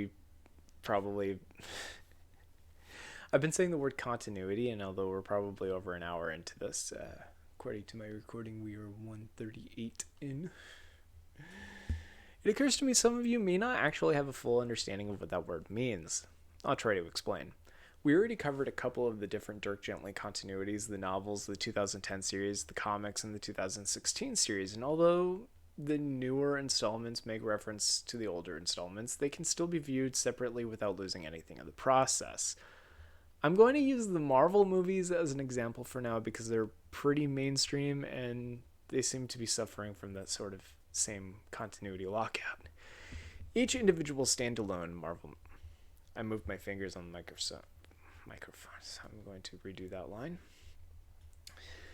Each individual standalone Marvel movie, basically the ones with a single character as the title, can be viewed on their own for the most part. Watching Ant-Man before watching the other Avengers movies won't ruin the viewing experience for the most part. There are a couple of nods to bigger universe out there with a few name drops in Stark Industries and a cameo appearance from Falcon. But beyond that, you could watch it without prior knowledge of the other movies and still enjoy yourself. Contrary-wise, watching Avengers Endgame without having seen the films leading up to it will leave you very confused. Who's this guy? Why was he trapped in the quantum realm? Why is that even, and who are all of these other characters? Why was he trapped in the quantum realm? What is that even? And who are all of these other characters? If you went into Avengers Endgame knowing it was a direct sequel to Avengers Infinity War, there's still a chance that you would watch them back to back without watching Captain Marvel, which Infinity War sets up with a cliffhanger ending, or Ant-Man and Wasp, which appears to be a standalone film, right up until the after credits scene, which sets up a linchpin for Endgame's main plot. The Marvel movies seem to be struggling with the same problem with the comics they're based on. The Marvel movies seem to be struggling with the same problem the comics they're based on have had over the years. You want to continue the stories and interweave them together in such a way that fans will appreciate them and notice all the nods and Easter eggs. But this makes it harder for new fans to jump in whenever and wherever they want to. Marvel Comics have gone around this by having the Stan Lee principle. i.e., every comic is someone's first comic. Whether it's Spider-Man, which is thousands of issues deep, or some brand new hero or heroine. Stan Lee and Marvel Comics always started the comic with a quick sentence or two that describes the story and who the hero is. This doesn't work very well in the movies because they don't have any scrolling text like Star Wars explaining the situation, and they don't have a short rundown of everything going on because that would be insane.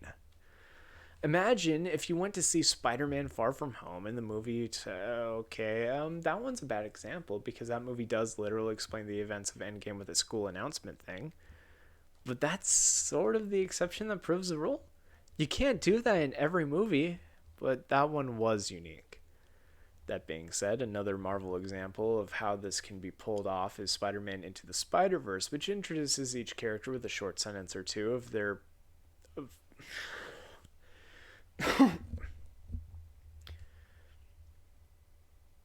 which introduces each character with a short sentence or two of where they're from, the deal behind their character, and establishes how they're unique. As the movie progresses, these become shorter and more comical because otherwise it would take too long and be boring. Sort of like this side rant about Marvel movies in this Dirk Gently video. All of this is to say, when I began the video with the line, Dirk Gently has probably one of the most confusing continuity family trees in anything I've ever seen, let me explain all of it to you. I wasn't joking around. The following comic we're about to talk about mushes all of the continuities we've seen so far neatly into a wibbly wobbly ball. And to understand it, you need to know not only everything Dirk Gently up until now, but you have to have an intimate knowledge of Hitchhiker's Guide to the Galaxy as well.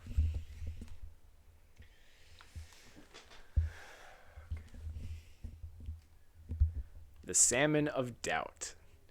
Let's talk about Arvind David for a second. Arvind is a huge fan of Dirk Gently, such a fan actually that he converted the first book into a stage play. It ran for a bit, didn't get too much traction, but on the very last day of its run, Douglas Adams bought a ticket and watched it. There were some changes, of course. The Electric Monk had to be cut, which changed the ending, and you couldn't throw someone into a river so the hypnosis scene was changed to be about dancing. Really minor changes in the grand scheme of things, but the entire time the play was going, Arvind wasn't watching it. Arvind was watching Douglas Adams watch the play. And we have this quote from Max Landis, and he absolutely adores the book, produced them as a play when he was a teenager that Douglas Adams went to. And it's all like an incredible story that he's not up here to tell, which is a bummer, but he really wanted more stuff from the books. And he writes the comics now, which you should read. If any of you have them and read them, good. If you don't know they exist, they do. So yeah, back to the comics. I feel it's sort of important now, about an hour into this Dirk Gently presentation video essay, to bring up the fact that the main producer behind the 2016 TV series was also the writer for the comic books, did the stage play production for the series, and wanted to reference the original novels more frequently. It makes talking about the Salmon of Doubt comic run a little easier if we know that going in. Also, yes, it uses the same title as the unfinished novel. We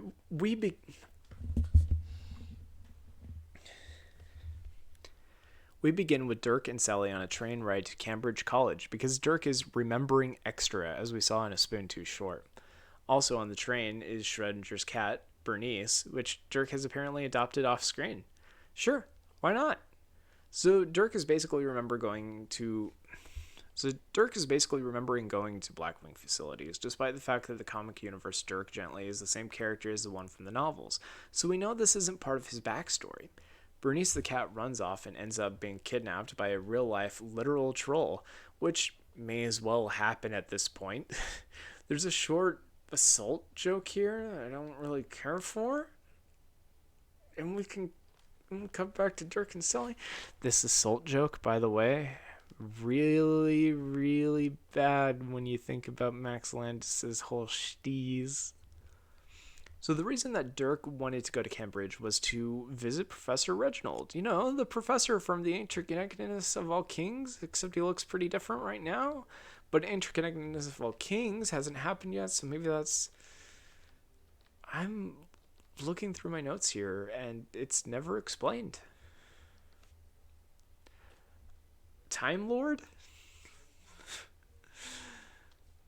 Sally gets upset with Dirk because he told Reginald that Sally gets upset with Dirk because he told Reg here that she was his assistant. And she has feelings for him which are not reciprocated.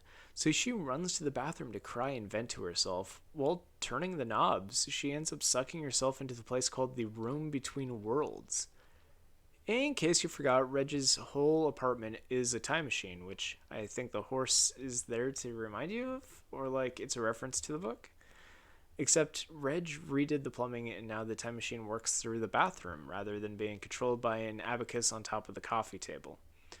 So in the TV room, Sally can see screens depicting all possible Dirk Gentlys, which includes a fatter one probably from the novels, a girl one, one from the Interconnectedness of All Kings, and the most important one for this comic, Dirk's from the 2016 TV series. Dirk's from the 2016 TV show. I think this one in the bottom left is the 2010 one, but I can't be sure. The room speaks to Sally Mills and says that it is keeping track of all forms of Dirk Gently across all possible universes, and the fact that the interconnectedness of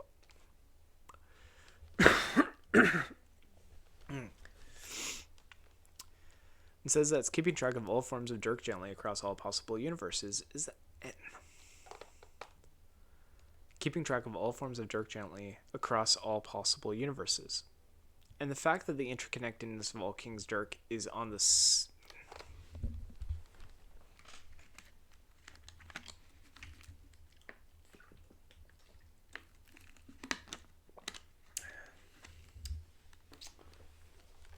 And the fact that the interconnectedness of all King's Dirk is on some of the screens means... And the fact that the interconnectedness of all King's Dirk is on some of the screens means that this includes all points of time, past, present, and future. So there's that. That's neat. Dirk and Reg start looking through the bathroom to figure out where Sally went to, and because they... Dirk and Reg start looking through the bathroom to figure out where Sally went to, and because there aren't any control panels or buttons, Dirk deduces that it must be the water connecting to the thoughts of whoever travels through time, telling it where to go. So he immediately shoves his head in the toilet. So Sally ends up touching one of the many TV screens and ends up transporting to the past of the 2016 TV series for some backstory. Here we see a prison break of Blackwing being staged by the Rowdy Three, Project Incubus, which at this point in time still only has 3 members. But Blackwing is worried that they have their eyes on a 4th member. It's kind of chaotic, but we see some important things, like Martin giving Sally a wolf whistle, Vogel acting on his own before being a Rowdy 3 member, and eventually a young Svlad Jelly, who is pretending to be a ninja. Svlad introduces himself to Sally and even says that he's Project Icarus, and that Blackwing is trying to teach them how to be a...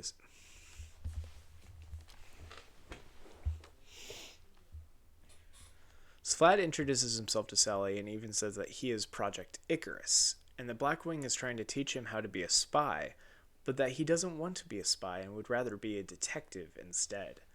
Sally understands this, and they have a short conversation about what sort of thing a detective would wear if they don't want to be seen as a detective, which mirrors their original interaction on Long Dark Tea Time.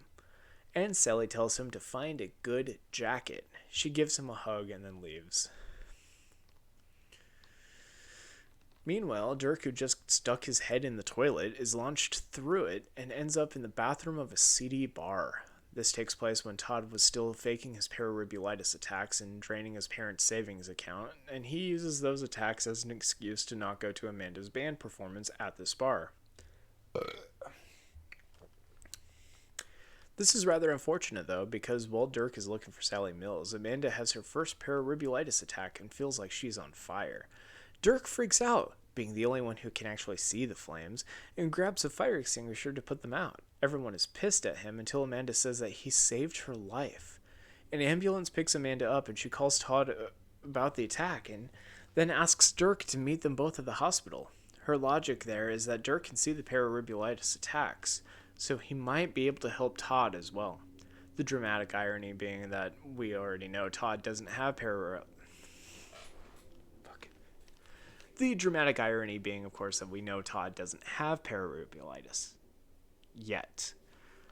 So, this wouldn't be that helpful. Dirk tries to get a taxi to drive him to the hospital to meet with them, but he only has British money, so he's kind of stuck. To make matters worse, Riggins is here saying he's tracking readings analogous to Project Icarus, so even though we're in the 2016 series, Dirk Gentlys from other universes apparently pull off similar psychic energy readings. Comic Dirk is pretty screwed if Riggins finds him, so it's pretty convenient that Reginald just fiddled with the sync knobs and pulled him back to the comic universe. While this is going on, Sally woke up at the TV room and explains how each screen shows... While this is going on, Sally wakes up in the TV room, and it explains how each screen goes to a different Dirk Gently moment across every universe and urges her to choose another one. And while that was happening, the troll that took Bernice the cat brings it to this little girl named Princess Kimberly, who just carrying around a decapitated hammerhead shark head, as you do.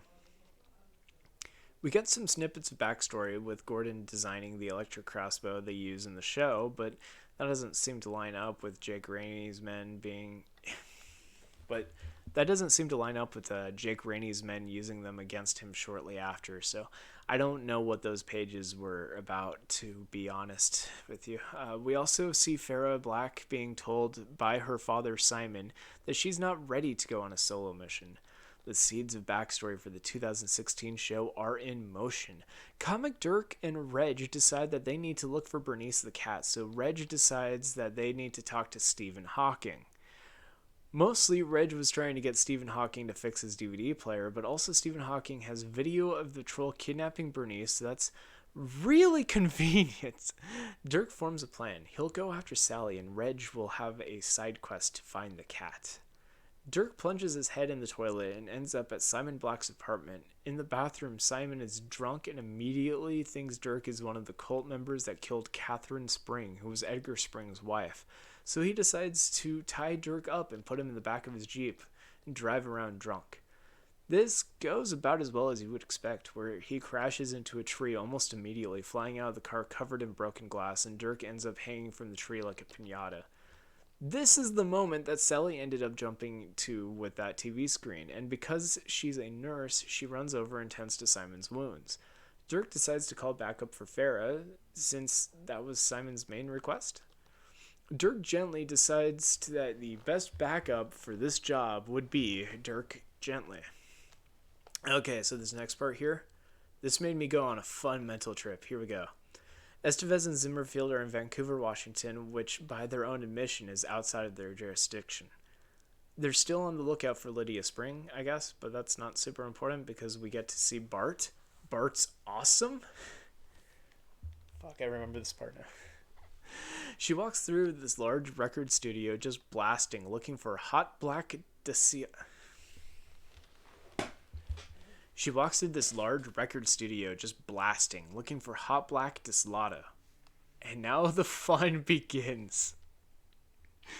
If you remember at the beginning of this video, I brought up Hitchhiker's Guide to the Galaxy and showed you a bit from that show. What with the two-headed alien and the robot. Okay, so in the second book, they end up at the restaurant at the end of the universe. This is the second Hitchhiker's books. Maybe I should specify that. And there we are introduced to Hot Black Dislata, who is the head music producer for a lot of things, but one of the more notable things about him is that he was legally dead for a year for tax purposes. A weird alien flex, but okay. So Bart goes to Hot Black's office and finds him already dead with a crossbow bolt through his chest. Jake Rainey, the head of the cult, talks to her through the speaker system in the walls and opens a secret door to let Bart escape. Bart walks through it right before Estevez and Zimmerfield bust in. So we get a short conversation between Jake and Bart. And then a conversation between Jake and the police chief. It turns out the cult swapped Hot Black Dislata's soul into the police chief body and then killed Hot Black's original body in order to do some legal loophole stuff. Hot Black Dislata in the police chief's body even comments saying that Hot Black died for tax purposes. This means that the police chief from the 2016 TV series is canonically the same character as this JonTron-looking alien in The Hitchhiker's Guide to the Galaxy. Does this fit perfectly? No, not at all. Not at all. We see Friedkin kill the police chief at the end of season 1, and there's also the shared backstory between Hot Black with Ford and Zaphod, but this is canon. We have to accept that. Let's talk about something that makes more sense, please. Fucking. While all this is happening, Reg used his time machine to go black. Once you go back to Cambridge, you can't go black to Cambridge.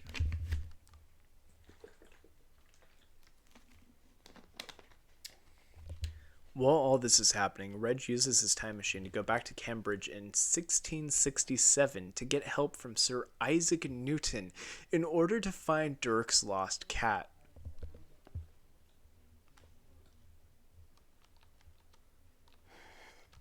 Fucking hate Dirk Gently. See, Dirk Gently had this thing in the novels when describing the great inventions and discoveries of the ages, attributes Sir Isaac Newton with having invented the cat flap. The cat flap is symbolic of being a door within a door, which allows for certain seemingly impossible things to happen. For example, a cat to go inside and outside without someone opening the door for them.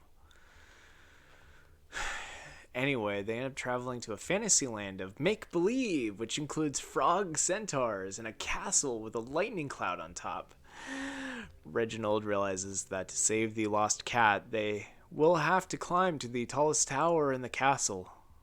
So this makes way more sense.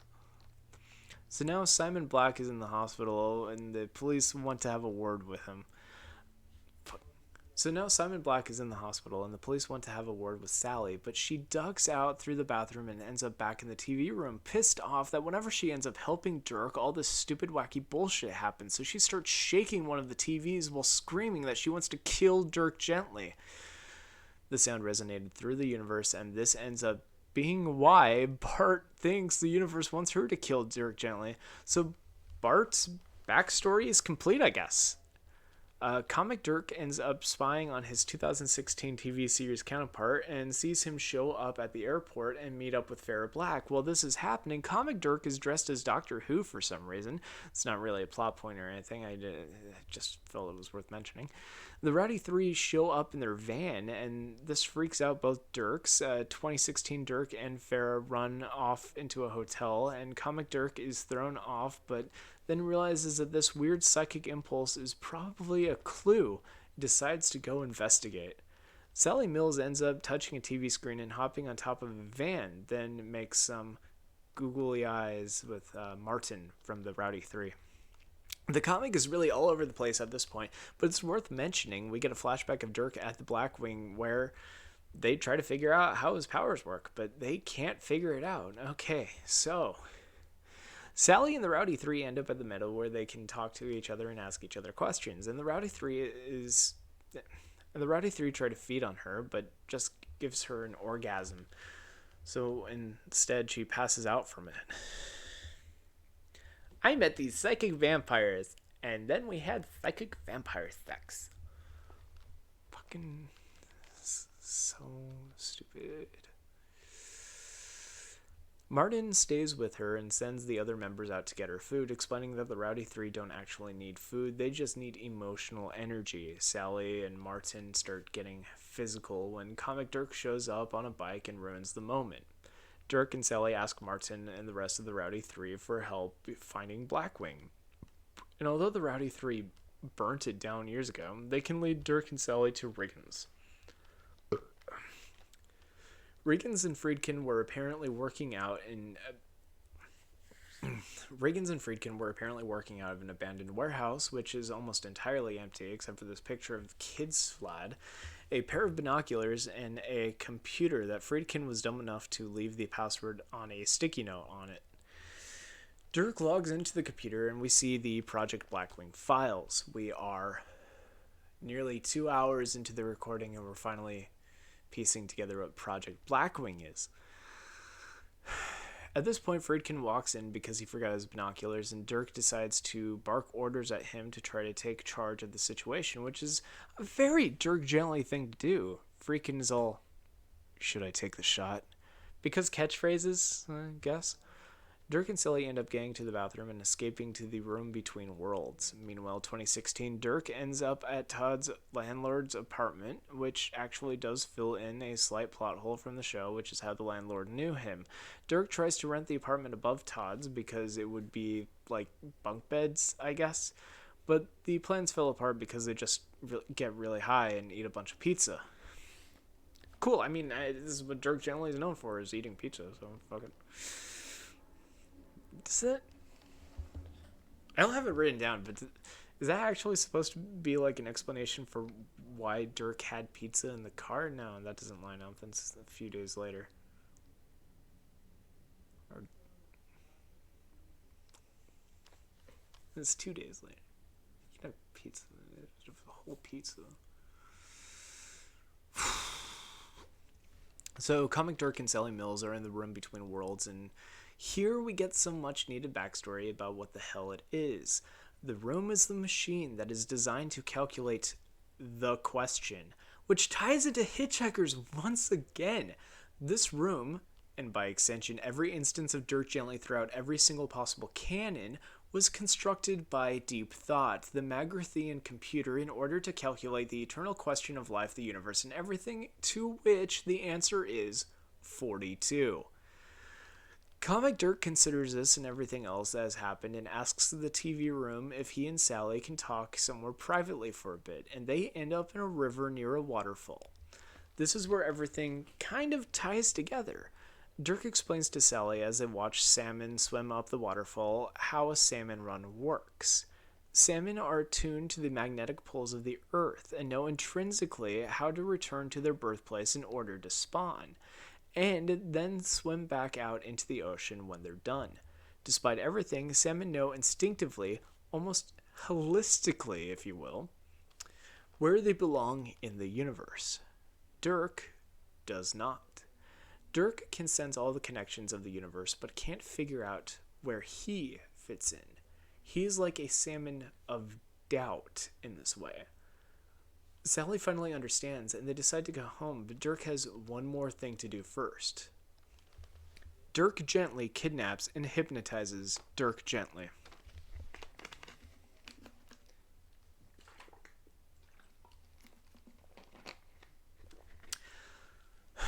The spoon on the metronome is a reference straight from the novels, but it was also used in the 2010 TV series to show how Dirk Gently hypnotized Richard McDuff into joining the Holistic Detective Agency in the first place. So this is all coming together. The comic Dirk and 2016 Dirk end up comparing and contrasting their lives and figure out they seem to have diverged at around age 11.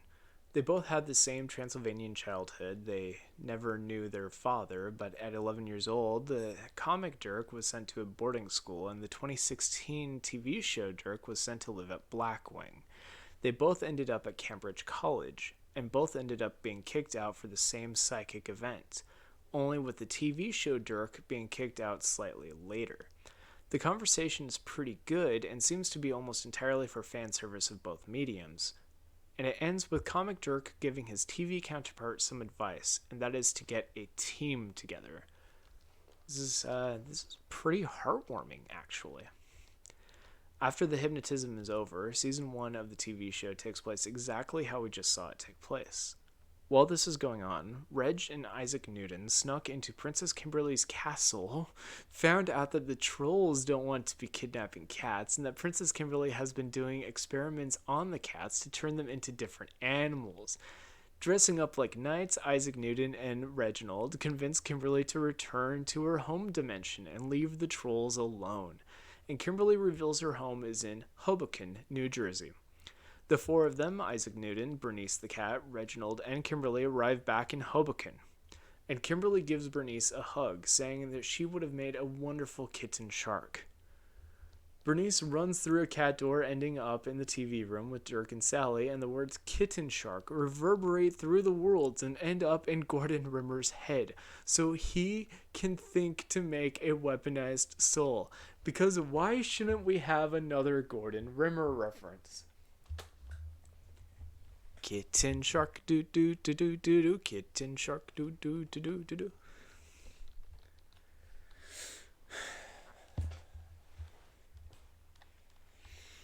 We have an epilogue where Dirk and Sally are on a gondola, and Dirk asks Sally if he would like to...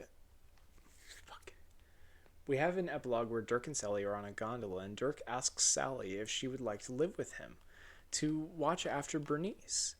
She says yes, and they start to kiss, and this is a happy ending to the comic Dirk Gently.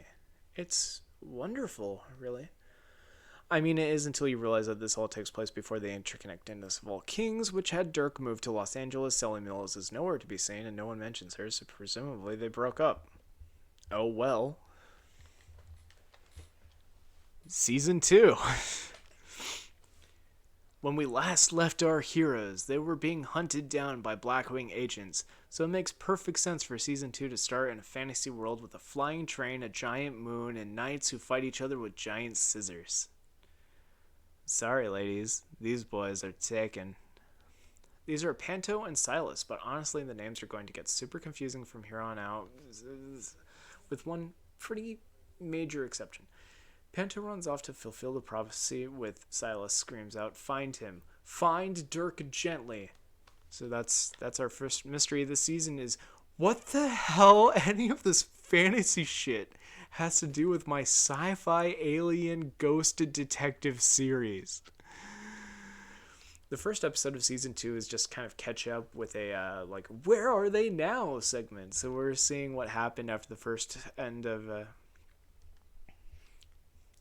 where are they now segment. So we're seeing what happened after the end of Season 1.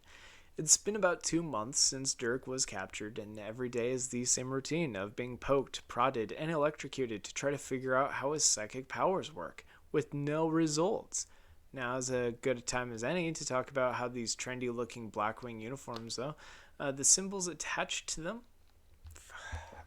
I messed up that sentence so badly. Now's as good a time as any to talk about those trendy-looking Blackwing uniforms, though, and the symbols attached to them. As we saw in the Salmon of Doubt, Project Blackwing assigns a unique symbol to each of their captive subjects, with Project Icarus being a circle with a diamond and a line through it. Tumblr user Holistic Cinnamon Buns theorized that this symbol is evocative of a compass, which is entirely possible. Friedkin is still in charge of Blackwing, but seems to have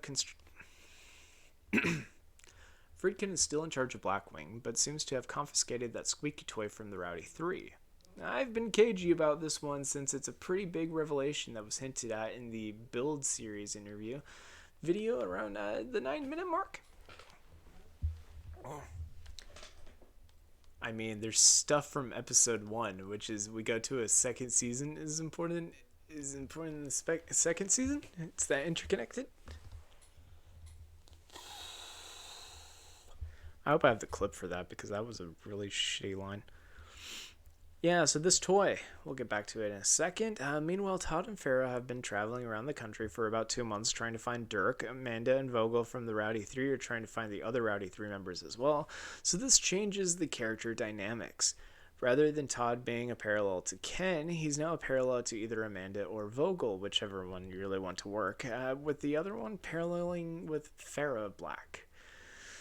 Speaking of Ken, Blackwing assumed he had some sort of powers since he was with Bart for a week and didn't die, so he's locked up as well, and they named him Project Alpha, and also think that the taxi cab and the corgi are connected to him. Yeah, that's his power. He's in a taxi cab.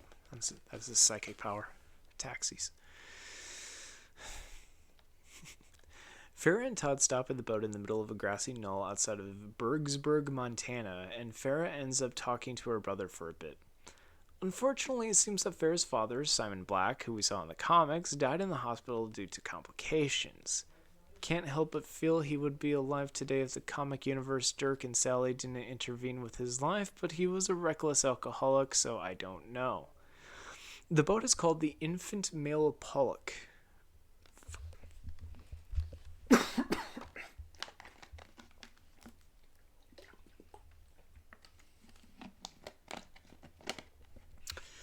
The boat is called the Infant Male Pollock Francis. So that's important, maybe. Todd, Amanda, and Farah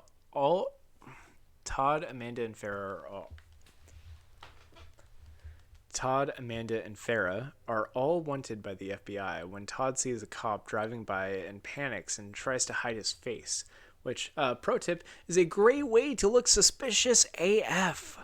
The cop, Sheriff Sherlock Hobbs, ends up talking to Todd about a no parking rule, and Todd has one of those cool pararibulitis attacks. Farrah runs over, puts him back in the car, and drives off, but Todd dropped one of his pill bottles, which still has Amanda's name on it, so that's not great. Hey, this girl is Susie. She has a hip injury, her husband is an alcoholic, and she can't control their teenage son much more than saying, give me your phone. She's not super important right now, but while she's driving, we get a little glimpse of Bart, which sets her up as a parallel to Gordon, because we saw him with Dirk was driving in season 1. And so this also sets up a parallel between Dirk and Susie. Maybe. Maybe I'm reading too much into these parallels, though. Susie works at a quarry. This is Project Moloch, and now we're getting into the big ones. Project Moloch is described in Blackwing files as being most powerful anomalous entity in all of Blackwing. Even though he's just in a coma, the name Moloch is enough to spoil the entire season, and considering everything we've seen so far, some of the astute viewers may have already pieced it together. But I'll spell it out for you. If you remember your VeggieTales again... You may know that Moloch is the name of the Canaanite god of child sacrifices, a false god according to Judeo-Christian Abrahamic dogma. The fact that he's in a coma and is described as being the most powerful should give you a pretty big hint that he's doing something crazy with his mind, and that it's not immediately obvious what that is. Since we've seen an entire crazy world separate from Earth, and we have a character who's creating something with their mind named after a false god, it should be pretty obvious that all of that fantasy world of Wendemore was created in this man's head. This is further compounded with Friedkin shoving Dirk into the room with Moloch, and Dirk immediately recognizing him means that Moloch was aware of who Dirk Gently was.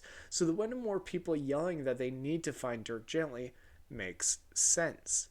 Speaking of Wendemore, and this is the mage, he immediately recognizes Susie and starts flirting with her and kills her boss. There's a little subtle joke here where, while flirting, Susie mentions that she played Lady Macbeth in a school play, and then after a huge bloody fight coming up, she ends up washing blood off her hands like the same character. Out damn spot. I don't know.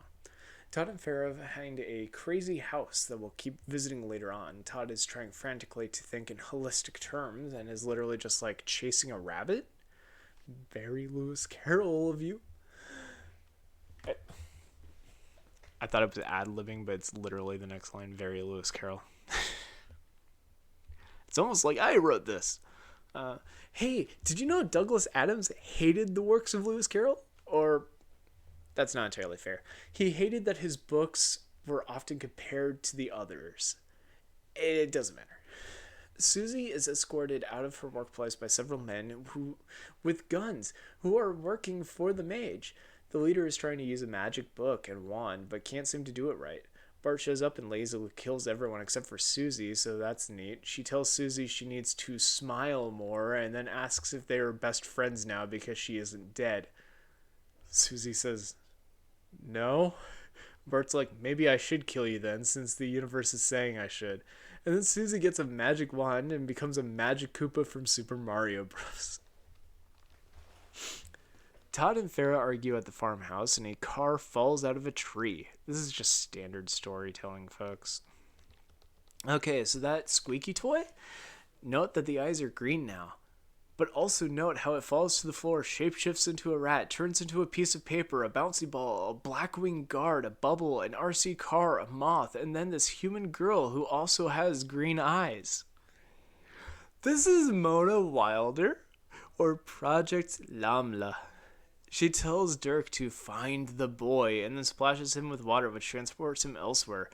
We already knew water could do that, thanks to the Salmon of Doubt. Okay, Season 2 of Dirk Gently's Holistic Detective Agency is not as straightforward as previous entries and is trying to be purposefully oblique in its writing. But all the clues are here. We saw a boat that had a name on it, the infant male Pollock Francis. We have a false god who created another world who was... Fuck. We saw a boat that had a name on it, the infant male Pollock Francis. We have a false god who created another world, who only has a codename of Project Moloch, and we have magical creatures from Wendmore invading Earth through a farmhouse. Aside from Susie's character arc, which we'll get to in a minute, we get two main storylines. The first one is Dirk, Todd, and Farah. They're going back and forth between the farmhouse and the jail cell because, surprise, they were wanted by the FBI, and the cop that isn't bad at tracking... Fuck. They're wanted by the FBI, and that cop isn't bad at... Because, surprise, they're wanted by the FBI, and that cop isn't that bad at tracking plate numbers. Also, that car that Dirk teleported into the trunk of had a dead body in it, so that's not great. But Bergsburg, Montana is super slow when it comes to police work, so the cops just kind of get Farah and Dirk to help them. Meanwhile, Amanda and Vogel are following her... I know how to pronounce pararubulitis by now. Meanwhile, Amanda and Vogel are following her pararubulitis-fueled spoiler vision to try to figure out where Blackwing is, but they get ambushed by Mr. Priest. Mr. Priest is the guy who originally captured 30 of the 42 Blackwing captives, so he's pretty dangerous. He also doesn't care about casualties. Friedkin was a terrible leader and ended up freeing Ken to ask him for tech support help, so Ken and Mr. Priest get... Garage is going off.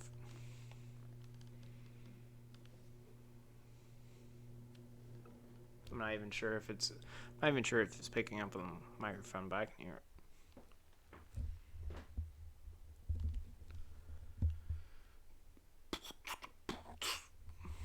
Meanwhile, Amanda and Vogel are following her pararubulitis-fueled spoiler vision to try to figure out where Blackwing is, but they get ambushed by Mr. Priest. Mr. Priest is the guy who originally captured 30 of the 42 Blackwing captives, so he's pretty dangerous.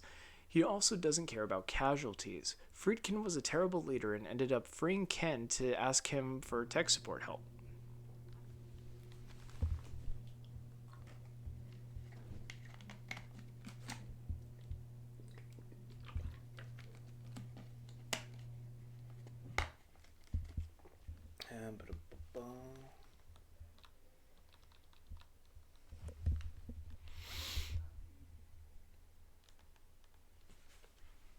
Friedkin was a terrible leader and ended up freeing Ken to ask him for tech support help, so Ken and Mr. Priest get kind of chummy throughout the show.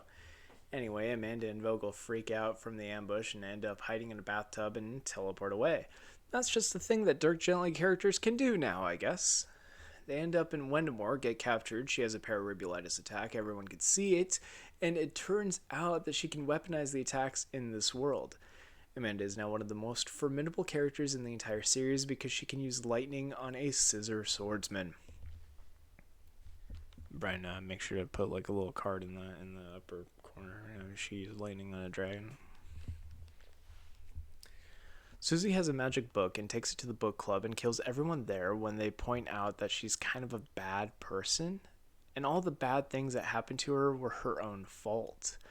That pink-haired guy ends up in jail with Bart, and they just kind of hang out for most of the season because the writers couldn't think of what to do with them, I guess.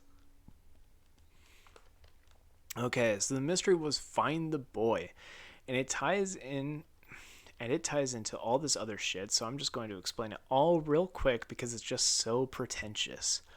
Oh, Dirk can't solve this one? Oh, he's giving up on being a detective. Shut up. Okay, so here's the story. The boat falls down in the middle of Montana out of nowhere, and there's an infant boy inside named Francis. This family adopts him, and it turns out he was a reality warping... This family adopts him, but it turns out he has reality warping powers when he dreams, like summoning pterodactyls. This causes the parents to start arguing about what to do, and the mom decides to sell the farmhouse and move somewhere else, but the dad wants to stay there and help the kids. Mom ends up coming home with a brand new car, and in the ensuing fight, accidentally freaks out and stabs dad with scissors. Their kid sees this and freaks out, rightfully so, but mom grabs him by the hand and starts going to the car, but forgot that Francis was there, the reality warper? She switches gears and tries to apologize, but he's already activating his powers, so she runs to her car and tries to drive away. And Frances makes her car fly into the air. Whee! The son is like, wait, now I don't have any parents, and I'm afraid of this godlike child. And he calls up the 1967 Blackwing guys to take Frances away. Frances ran up to his bedroom, which had crayon drawings all over the walls. And when they try to take him, he has a seizure from trying to use his powers too hard. And this causes the electrical storm of 67. And now he's in a coma. The mystery would have been a way deeper mystery had episode 6 not started by showing the Project Moloch insignia before showing the flashbacks. And the main trick to that is that when Friedkin took over Blackwing, he decided to move his operation somewhere else, and Francis ended up having another stroke while they moved his body, which caused a rift in the universe, opening up portals in that farmhouse that connected to Wendemore, meaning that the mage got through because of Friedkin. Once you figure this out, the rest of the main group's investigation... Once you figure this out, the rest of the main group's investigations into the scene, going through the farmhouse and finding portals and seeing reality warping, finding a purple people eater, the murals with the train going around the top, it all makes sense because it's just a child's dream world. Oh, so this is neat. When Susie is practicing with her magic, her husband says it's freaking out the dog Agorajag, who's named after a bowl of petunias from the Hitchhiker's Guide to the Galaxy. The Hitchhiker Wiki and Dirk Gently Wiki both seem to agree that the dog is actually the same character as the bowl of petunias, but neither seem to mention anything about Hot-Black... But neither of them seem to mention anything about Hot-Black Deslato being in both series, so, that's super cool that you guys are... You're really on the ball here. Come on, guys. So Susie starts abusing the mage's power, kills the book club that kicked her out a few years back, mind controls her husband into helping around the house, and gets rid of the dog. Everything named Agrajag will die. That's just a rule. Slowly goes crazy. So one of the things, and this is entirely, again, off script and off counter, is Agrajag is always killed, canonically in the Hitchhiker's Guide to the Galaxy books, is always killed by Arthur Dent somehow. Arthur Dent is supposed to be a typical normal human being, but then ends up developing the power to fly only to be justified in the sense that anybody can fly. The trick is to fall and miss the ground, but that's not really important. Agrajag is a reincarnating being who, for some godforsaken reason, is always killed by Arthur Dent. The reason why he is the bowl of petunias is because Arthur presses a button inside of the ship, the Heart of Gold, which randomizes everything. I forget the exact term for it at the moment because, again, I'm going off script. But this summons Agrajag in place of a missile. So Agrajag existed as a very short period of time. The first time we see him in the series is a bowl of petunias falling towards the ground, who has a thought going through its head somehow. Again, a bowl of petunias does not have a head, as oh no, not again. And the novel says that if we knew exactly why the bowl of petunias thought that, we would have a deeper understanding of the universe. And the deeper understanding is, of course, that it was a dog in the Hitchhiker's Guide to the Galaxy. It was a dog in 2017 in season 2 of the 2016 BBC A Dirk Gently series that ties into the comic series. And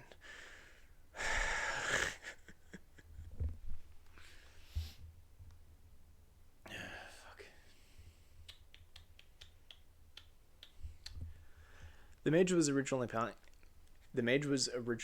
to give his apprentice wand to that guy that Bart killed, so he's wondering where it went. And also, Susie's son's cell phone was confiscated by her boss, the mage killed, and his body is in the trunk of a car, so Susie has to go get the phone to make sure it's not tracked, and she meets up with the mage, and they get along.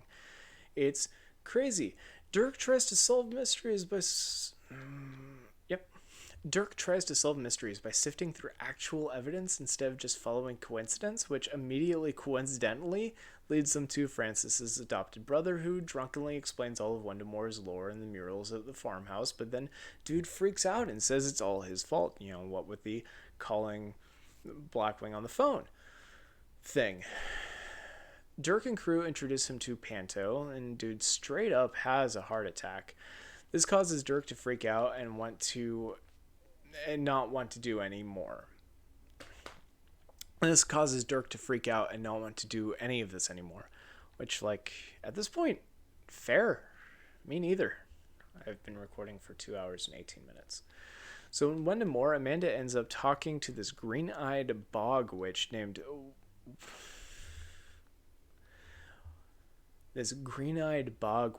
Wakti Wanasti, who knows about the real world because she borrows someone's eyes, Mona.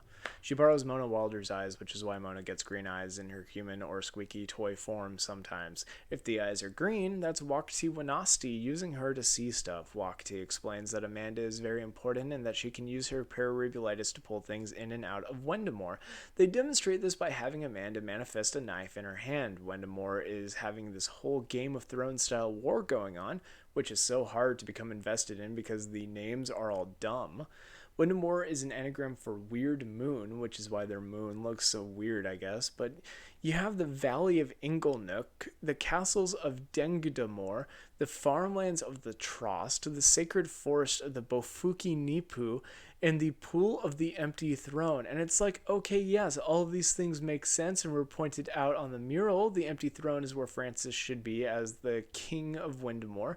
And a kingdom needs a castle and a farm to make food. But the forest of the Bufiki Nipu, where Waktil Wanasti lives, is just so preposterous. Does it make sense for me to both complain that the names here have no meaning while also complaining that the name Moloch had so much meaning that it spoiled the entire show? No, not really, but fuck it, we're moving on. So the Valley of Inglenook has been at war for 3 generations now between the Trost farmers and the Dengdamore royal family, and the mage has been manipulating them against each other with his army of soldiers. The soldiers are now attacking the forest of the Bofiki Nipu, so Amanda, with the help of Waktil Wanasti, summons the Rowdy 3 out of Blackwing facilities so they can feed on the psychic energies present in Wendemore. I hate Season 2. Skipping ahead a bit, the police are pretty sure that Susie is killing people, and so they decide to get to her son first, since he's a delinquent. If they get him on any charges, they can put him in holding, and then because he's a minor, Susie would have to come pick him up, and then they could question her. There's a huge concert happening soon, so they figure he's probably going to go there, so they decide to go there too. The mage told Susie about Dirk Gently and how he's key to this Wendemore prophecy. So the police let slip that they're meeting Dirk at the concert. So Susie decides to go too. She puts on a Lux de Jour shirt, so that's a neat callback to Season 1. She accidentally casts a love spell at the concert, and everyone parties, and Todd and Farah end up sleeping together. The love spell also got her son to admit to her that he's been acting up because he feels like she never wanted him, and that now he hopes they can have a strong relation. She just turned him into a frog. Cool. The cops try to do their plan anyway. Garage again? It's something. The cops try to do their plan anyway and call Susie saying her son is in holding, but she calls their bluff and goes on a rant about how she's not a Karen, when she's totally a Karen, but whatever. Dirk decides that the dude who has had a heart attack was probably the boy he was looking for because he's a boy, and so they run into the hospital to get him. Mr. Priest follows them because he's trying to capture Dirk, and he spots Susie duct taping the wand into her hand so she doesn't lose it like she did at the concert. So Susie wants to kill Dirk Gently to prove her worth to the mage, so she starts blasting shapes at everything, killing them. Farah shoots her in the head in self-defense, but it turns out she's so magic now she could just pull the bullets right out. Yeah, she straight up kills old dude, and Mr. Priest and...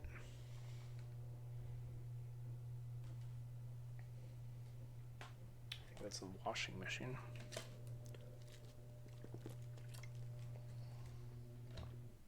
No, that was the garage.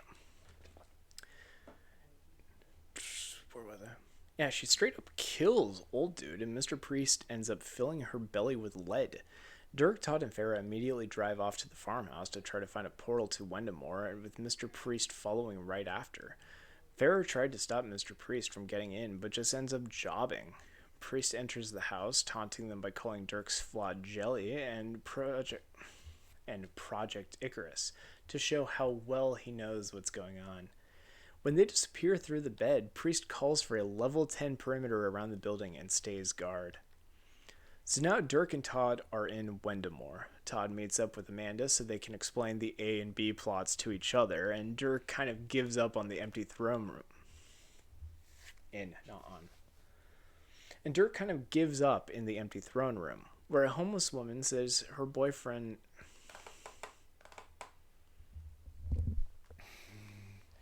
And Dirk kind of gives up in the empty throne room, where a homeless-looking woman says he's her boyfriend now, and then gives him a hamburger off of a burger bush. Dirk's all upset he didn't even get to see the boats. The homeless woman is like, "Oh, a boat?" and then shows him the walls around the empty throne room are covered in murals just like the farmhouse in Montana, and Dirk ends up solving the case. Fuck it. There was a bit of a side plot where the mage sees the murals in the farmhouse and realizes... Why do they keep opening and closing the garage?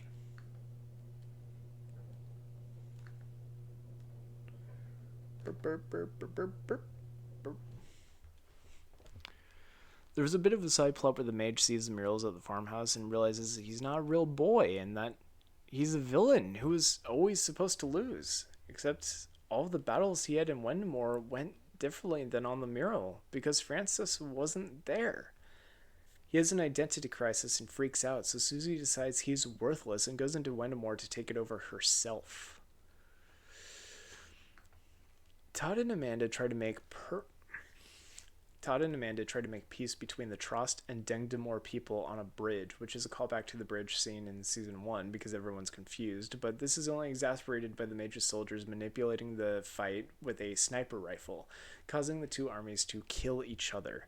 Susie shows up in the forest of the Bofiki Nipu and ends up killing Wakati Wanasti because she's the only other magical character in the story, and so she's the only one who could possibly stop her now. Amanda finds out and is distraught, but when Todd tries to explain that all of these characters were just drawings anyway, she just gets pissed off. Susie meets up with the Mage's soldiers, reveals herself to be the new mage, then gives herself a much-needed makeover in the process, so now she has an army. Why not? So Farah ends up back at the police station, and the one cop there just starts shooting because she doesn't know what happened to Hobbs, so they try to figure out that mystery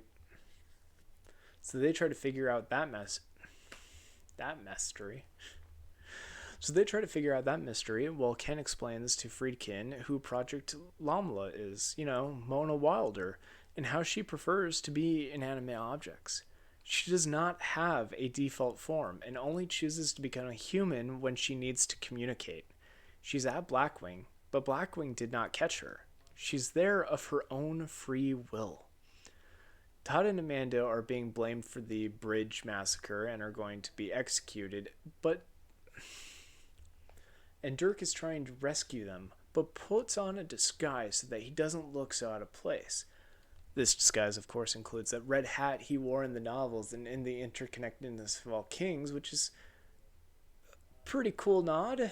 He accidentally helps the executioner put together the giant scissors that will kill his friends. So that's not great. Farah and Police Girl break into Susie's house to try to find her, and instead find her husband sitting on a couch as a zombie, watching her message on TV with a face full of thumbtacks. That the mage put in him because he was bored.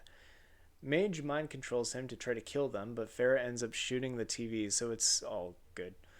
Although he can't talk, they find out he can grunt. The police girl tries a technique called tequila talk, where they ask him yes or no questions, and if he grunts, it means yes, and if he doesn't, it means no. They use this to get caught up on the plot and find out that Hobbs and the mage are at the quarry.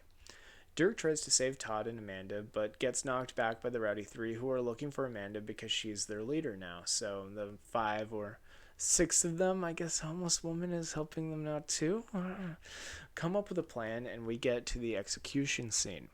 The dunce caps are a nice touch. Dengdemore Matriarch gives a speech about how the execution of the outsiders will finally bring peace to the people of Wendemore, but suddenly the Rowdy Three show up in their truck and start fighting the spectators. This causes the guards to freak out and try to stop them. The Matriarch tries to throw the switch away.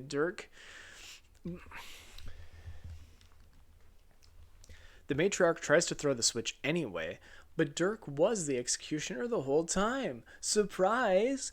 Dirk frees them but gets thrown off by Silas. Remember him? Pink hair guy? Boyfriend guy? Dirk and him get into the scissor sword fight, and the Rowdy Three fight off his brother. Silas finds out who Dirk Gently is, and then the Earth characters and the homeless woman escape with their pickup truck. Of course. They stop in a clearing, and Dirk explains that the plot of the show... They stop in a clearing, and Dirk explains the plot of the show to everybody. The only hiccup is Todd going, how does Susie fit into this? She doesn't. So here's the plan. I'm going to have some water.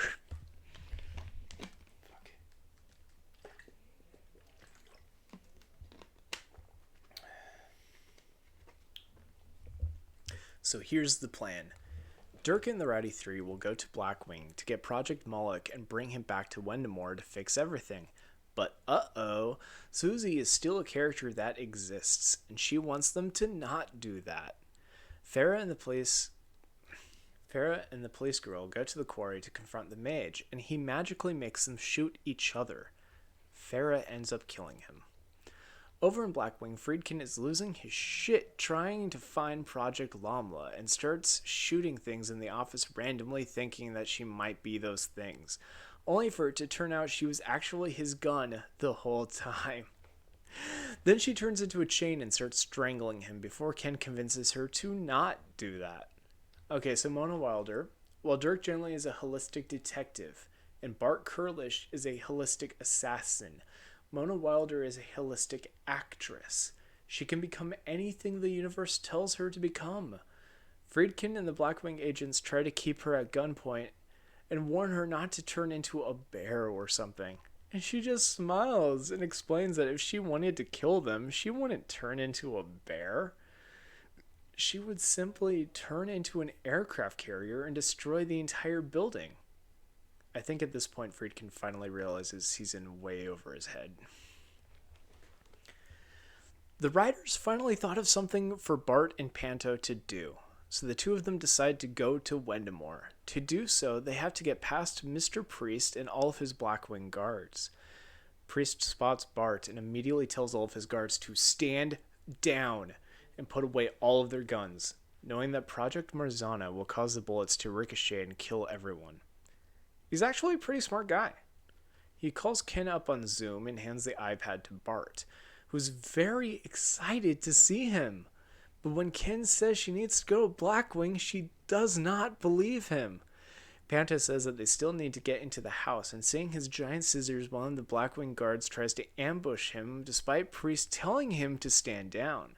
Panto ends up slicing Priest's face in half, and they barge into the house. Priest holding the halves of his face together while still screaming stand down to the rest of the guards. It's just, it makes so much sense because it's Bart Kurlish. So Panto and Bart meet up with Silas and they make out for a bit. Susie head off. Susie heard all of Dirk's explanation of the plot, so she magically controls Wakati Wanasti's portal to send the mage's army into Blackwing to kill Project Moloch. Ken explains this to Friedkin, who tries to say, hey, you know you work for me, right? And Ken dismisses this by pointing out that when he became the tech guy for Blackwing, he had to be raised to the same clearance level as Friedkin, so he's just in command as Friedkin is. Then the soldiers show up and Ken commands Blackwing to secure Project Moloch at all costs. So yeah, Ken is the leader of Blackwing now. Those soldiers also end up killing Panto and Silas, and Bart says screw it and starts revving a chainsaw because she doesn't care about that whole not killing people thing. So she was trying to do that earlier, but now she's not. Amanda and Todd have to work together to open a portal at the empty throne room, and the plan changes a little bit because Susie is on her way, so the Rowdy Three have to stay behind in order to protect them. This means Dirk has to go in alone. The first thing he ends up seeing is Blackwing. The first thing he ends up seeing in Blackwing is that corgi that used to have Lydia Spring's soul in it. And he just shakes his head and he's like, what the fuck? He keeps going. Okay, guys, we're almost at the end here. I am 2.5 hours into this fucking recording. While keeping the portal open, Todd and Amanda's consciousness are transported in the room between the worlds, or possibly directly underneath the room, and realize that it looks like an insanely complex computer. The Rowdy Three fight off Susie, sucking in most of the magic from her wand before being knocked out. Her wand finally runs out of juice in time for Todd to rant at her, like, what's her problem? Who is she? Why is she there? She's just a Karen, and there's no point to it. So, Dirk meets up with Mona, and they try to get to the other side of the building to get to Moloch. And Ken, watching the security footage closely, and Ken's watching the security footage closely. What the fuck is happening?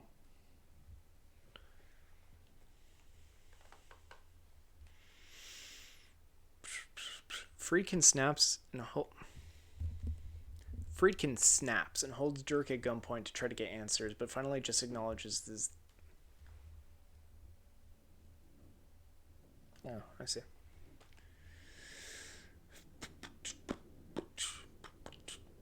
Friedkin snaps and holds Dirk at gunpoint to try to get answers, but finally just acknowledges that he was the villain. It can be difficult for people to admit this about themselves. He decides to help Dirk and Mona, taking out all of the mage's soldiers in order to clear a path for Moloch, but by the time they get to the Rowdy Three's room, the portal is closed. Todd wakes Amanda up and tells her she has to open the portal while he keeps Susie away. The mage's general shows up to kill Dirk Gently, and Ken immediately kills him. Ken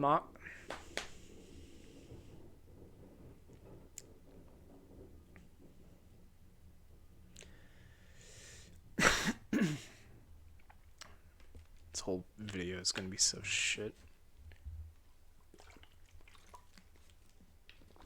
Ken knocks Mona out with a fire extinguisher and then closes the room, telling them they'll never leave. Ken points the gun at Dirk and calls him Svlad, saying he doesn't even understand his own abilities. I'll be damned if I let the debug function of reality walk out on my watch. And that's where we're at. That's what Dirk Gently is.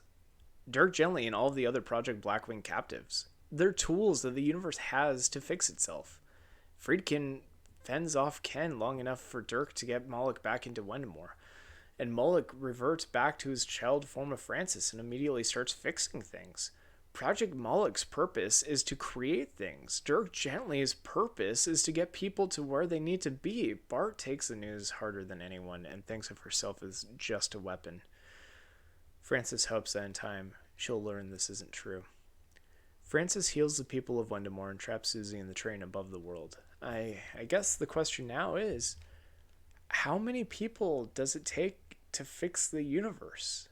Deep Thought explains the answer. 42 will only make sense if we figure out what the question to life, the universe, and everything actually is. And designed a much more complicated computer that will take millions of years to produce, but the answer would definitely be 42. And only then will it make sense. It's just a shame that the world ended shortly before we got to figure it out, because the show got canceled. The reason the show got canceled is because Max Landis was accused of rape, sexual assault, and psychological abuse by 8 different women, and during all of the interviews I've watched for this video, they paint a pretty telling picture of his behavior, so I kind of believe this is true.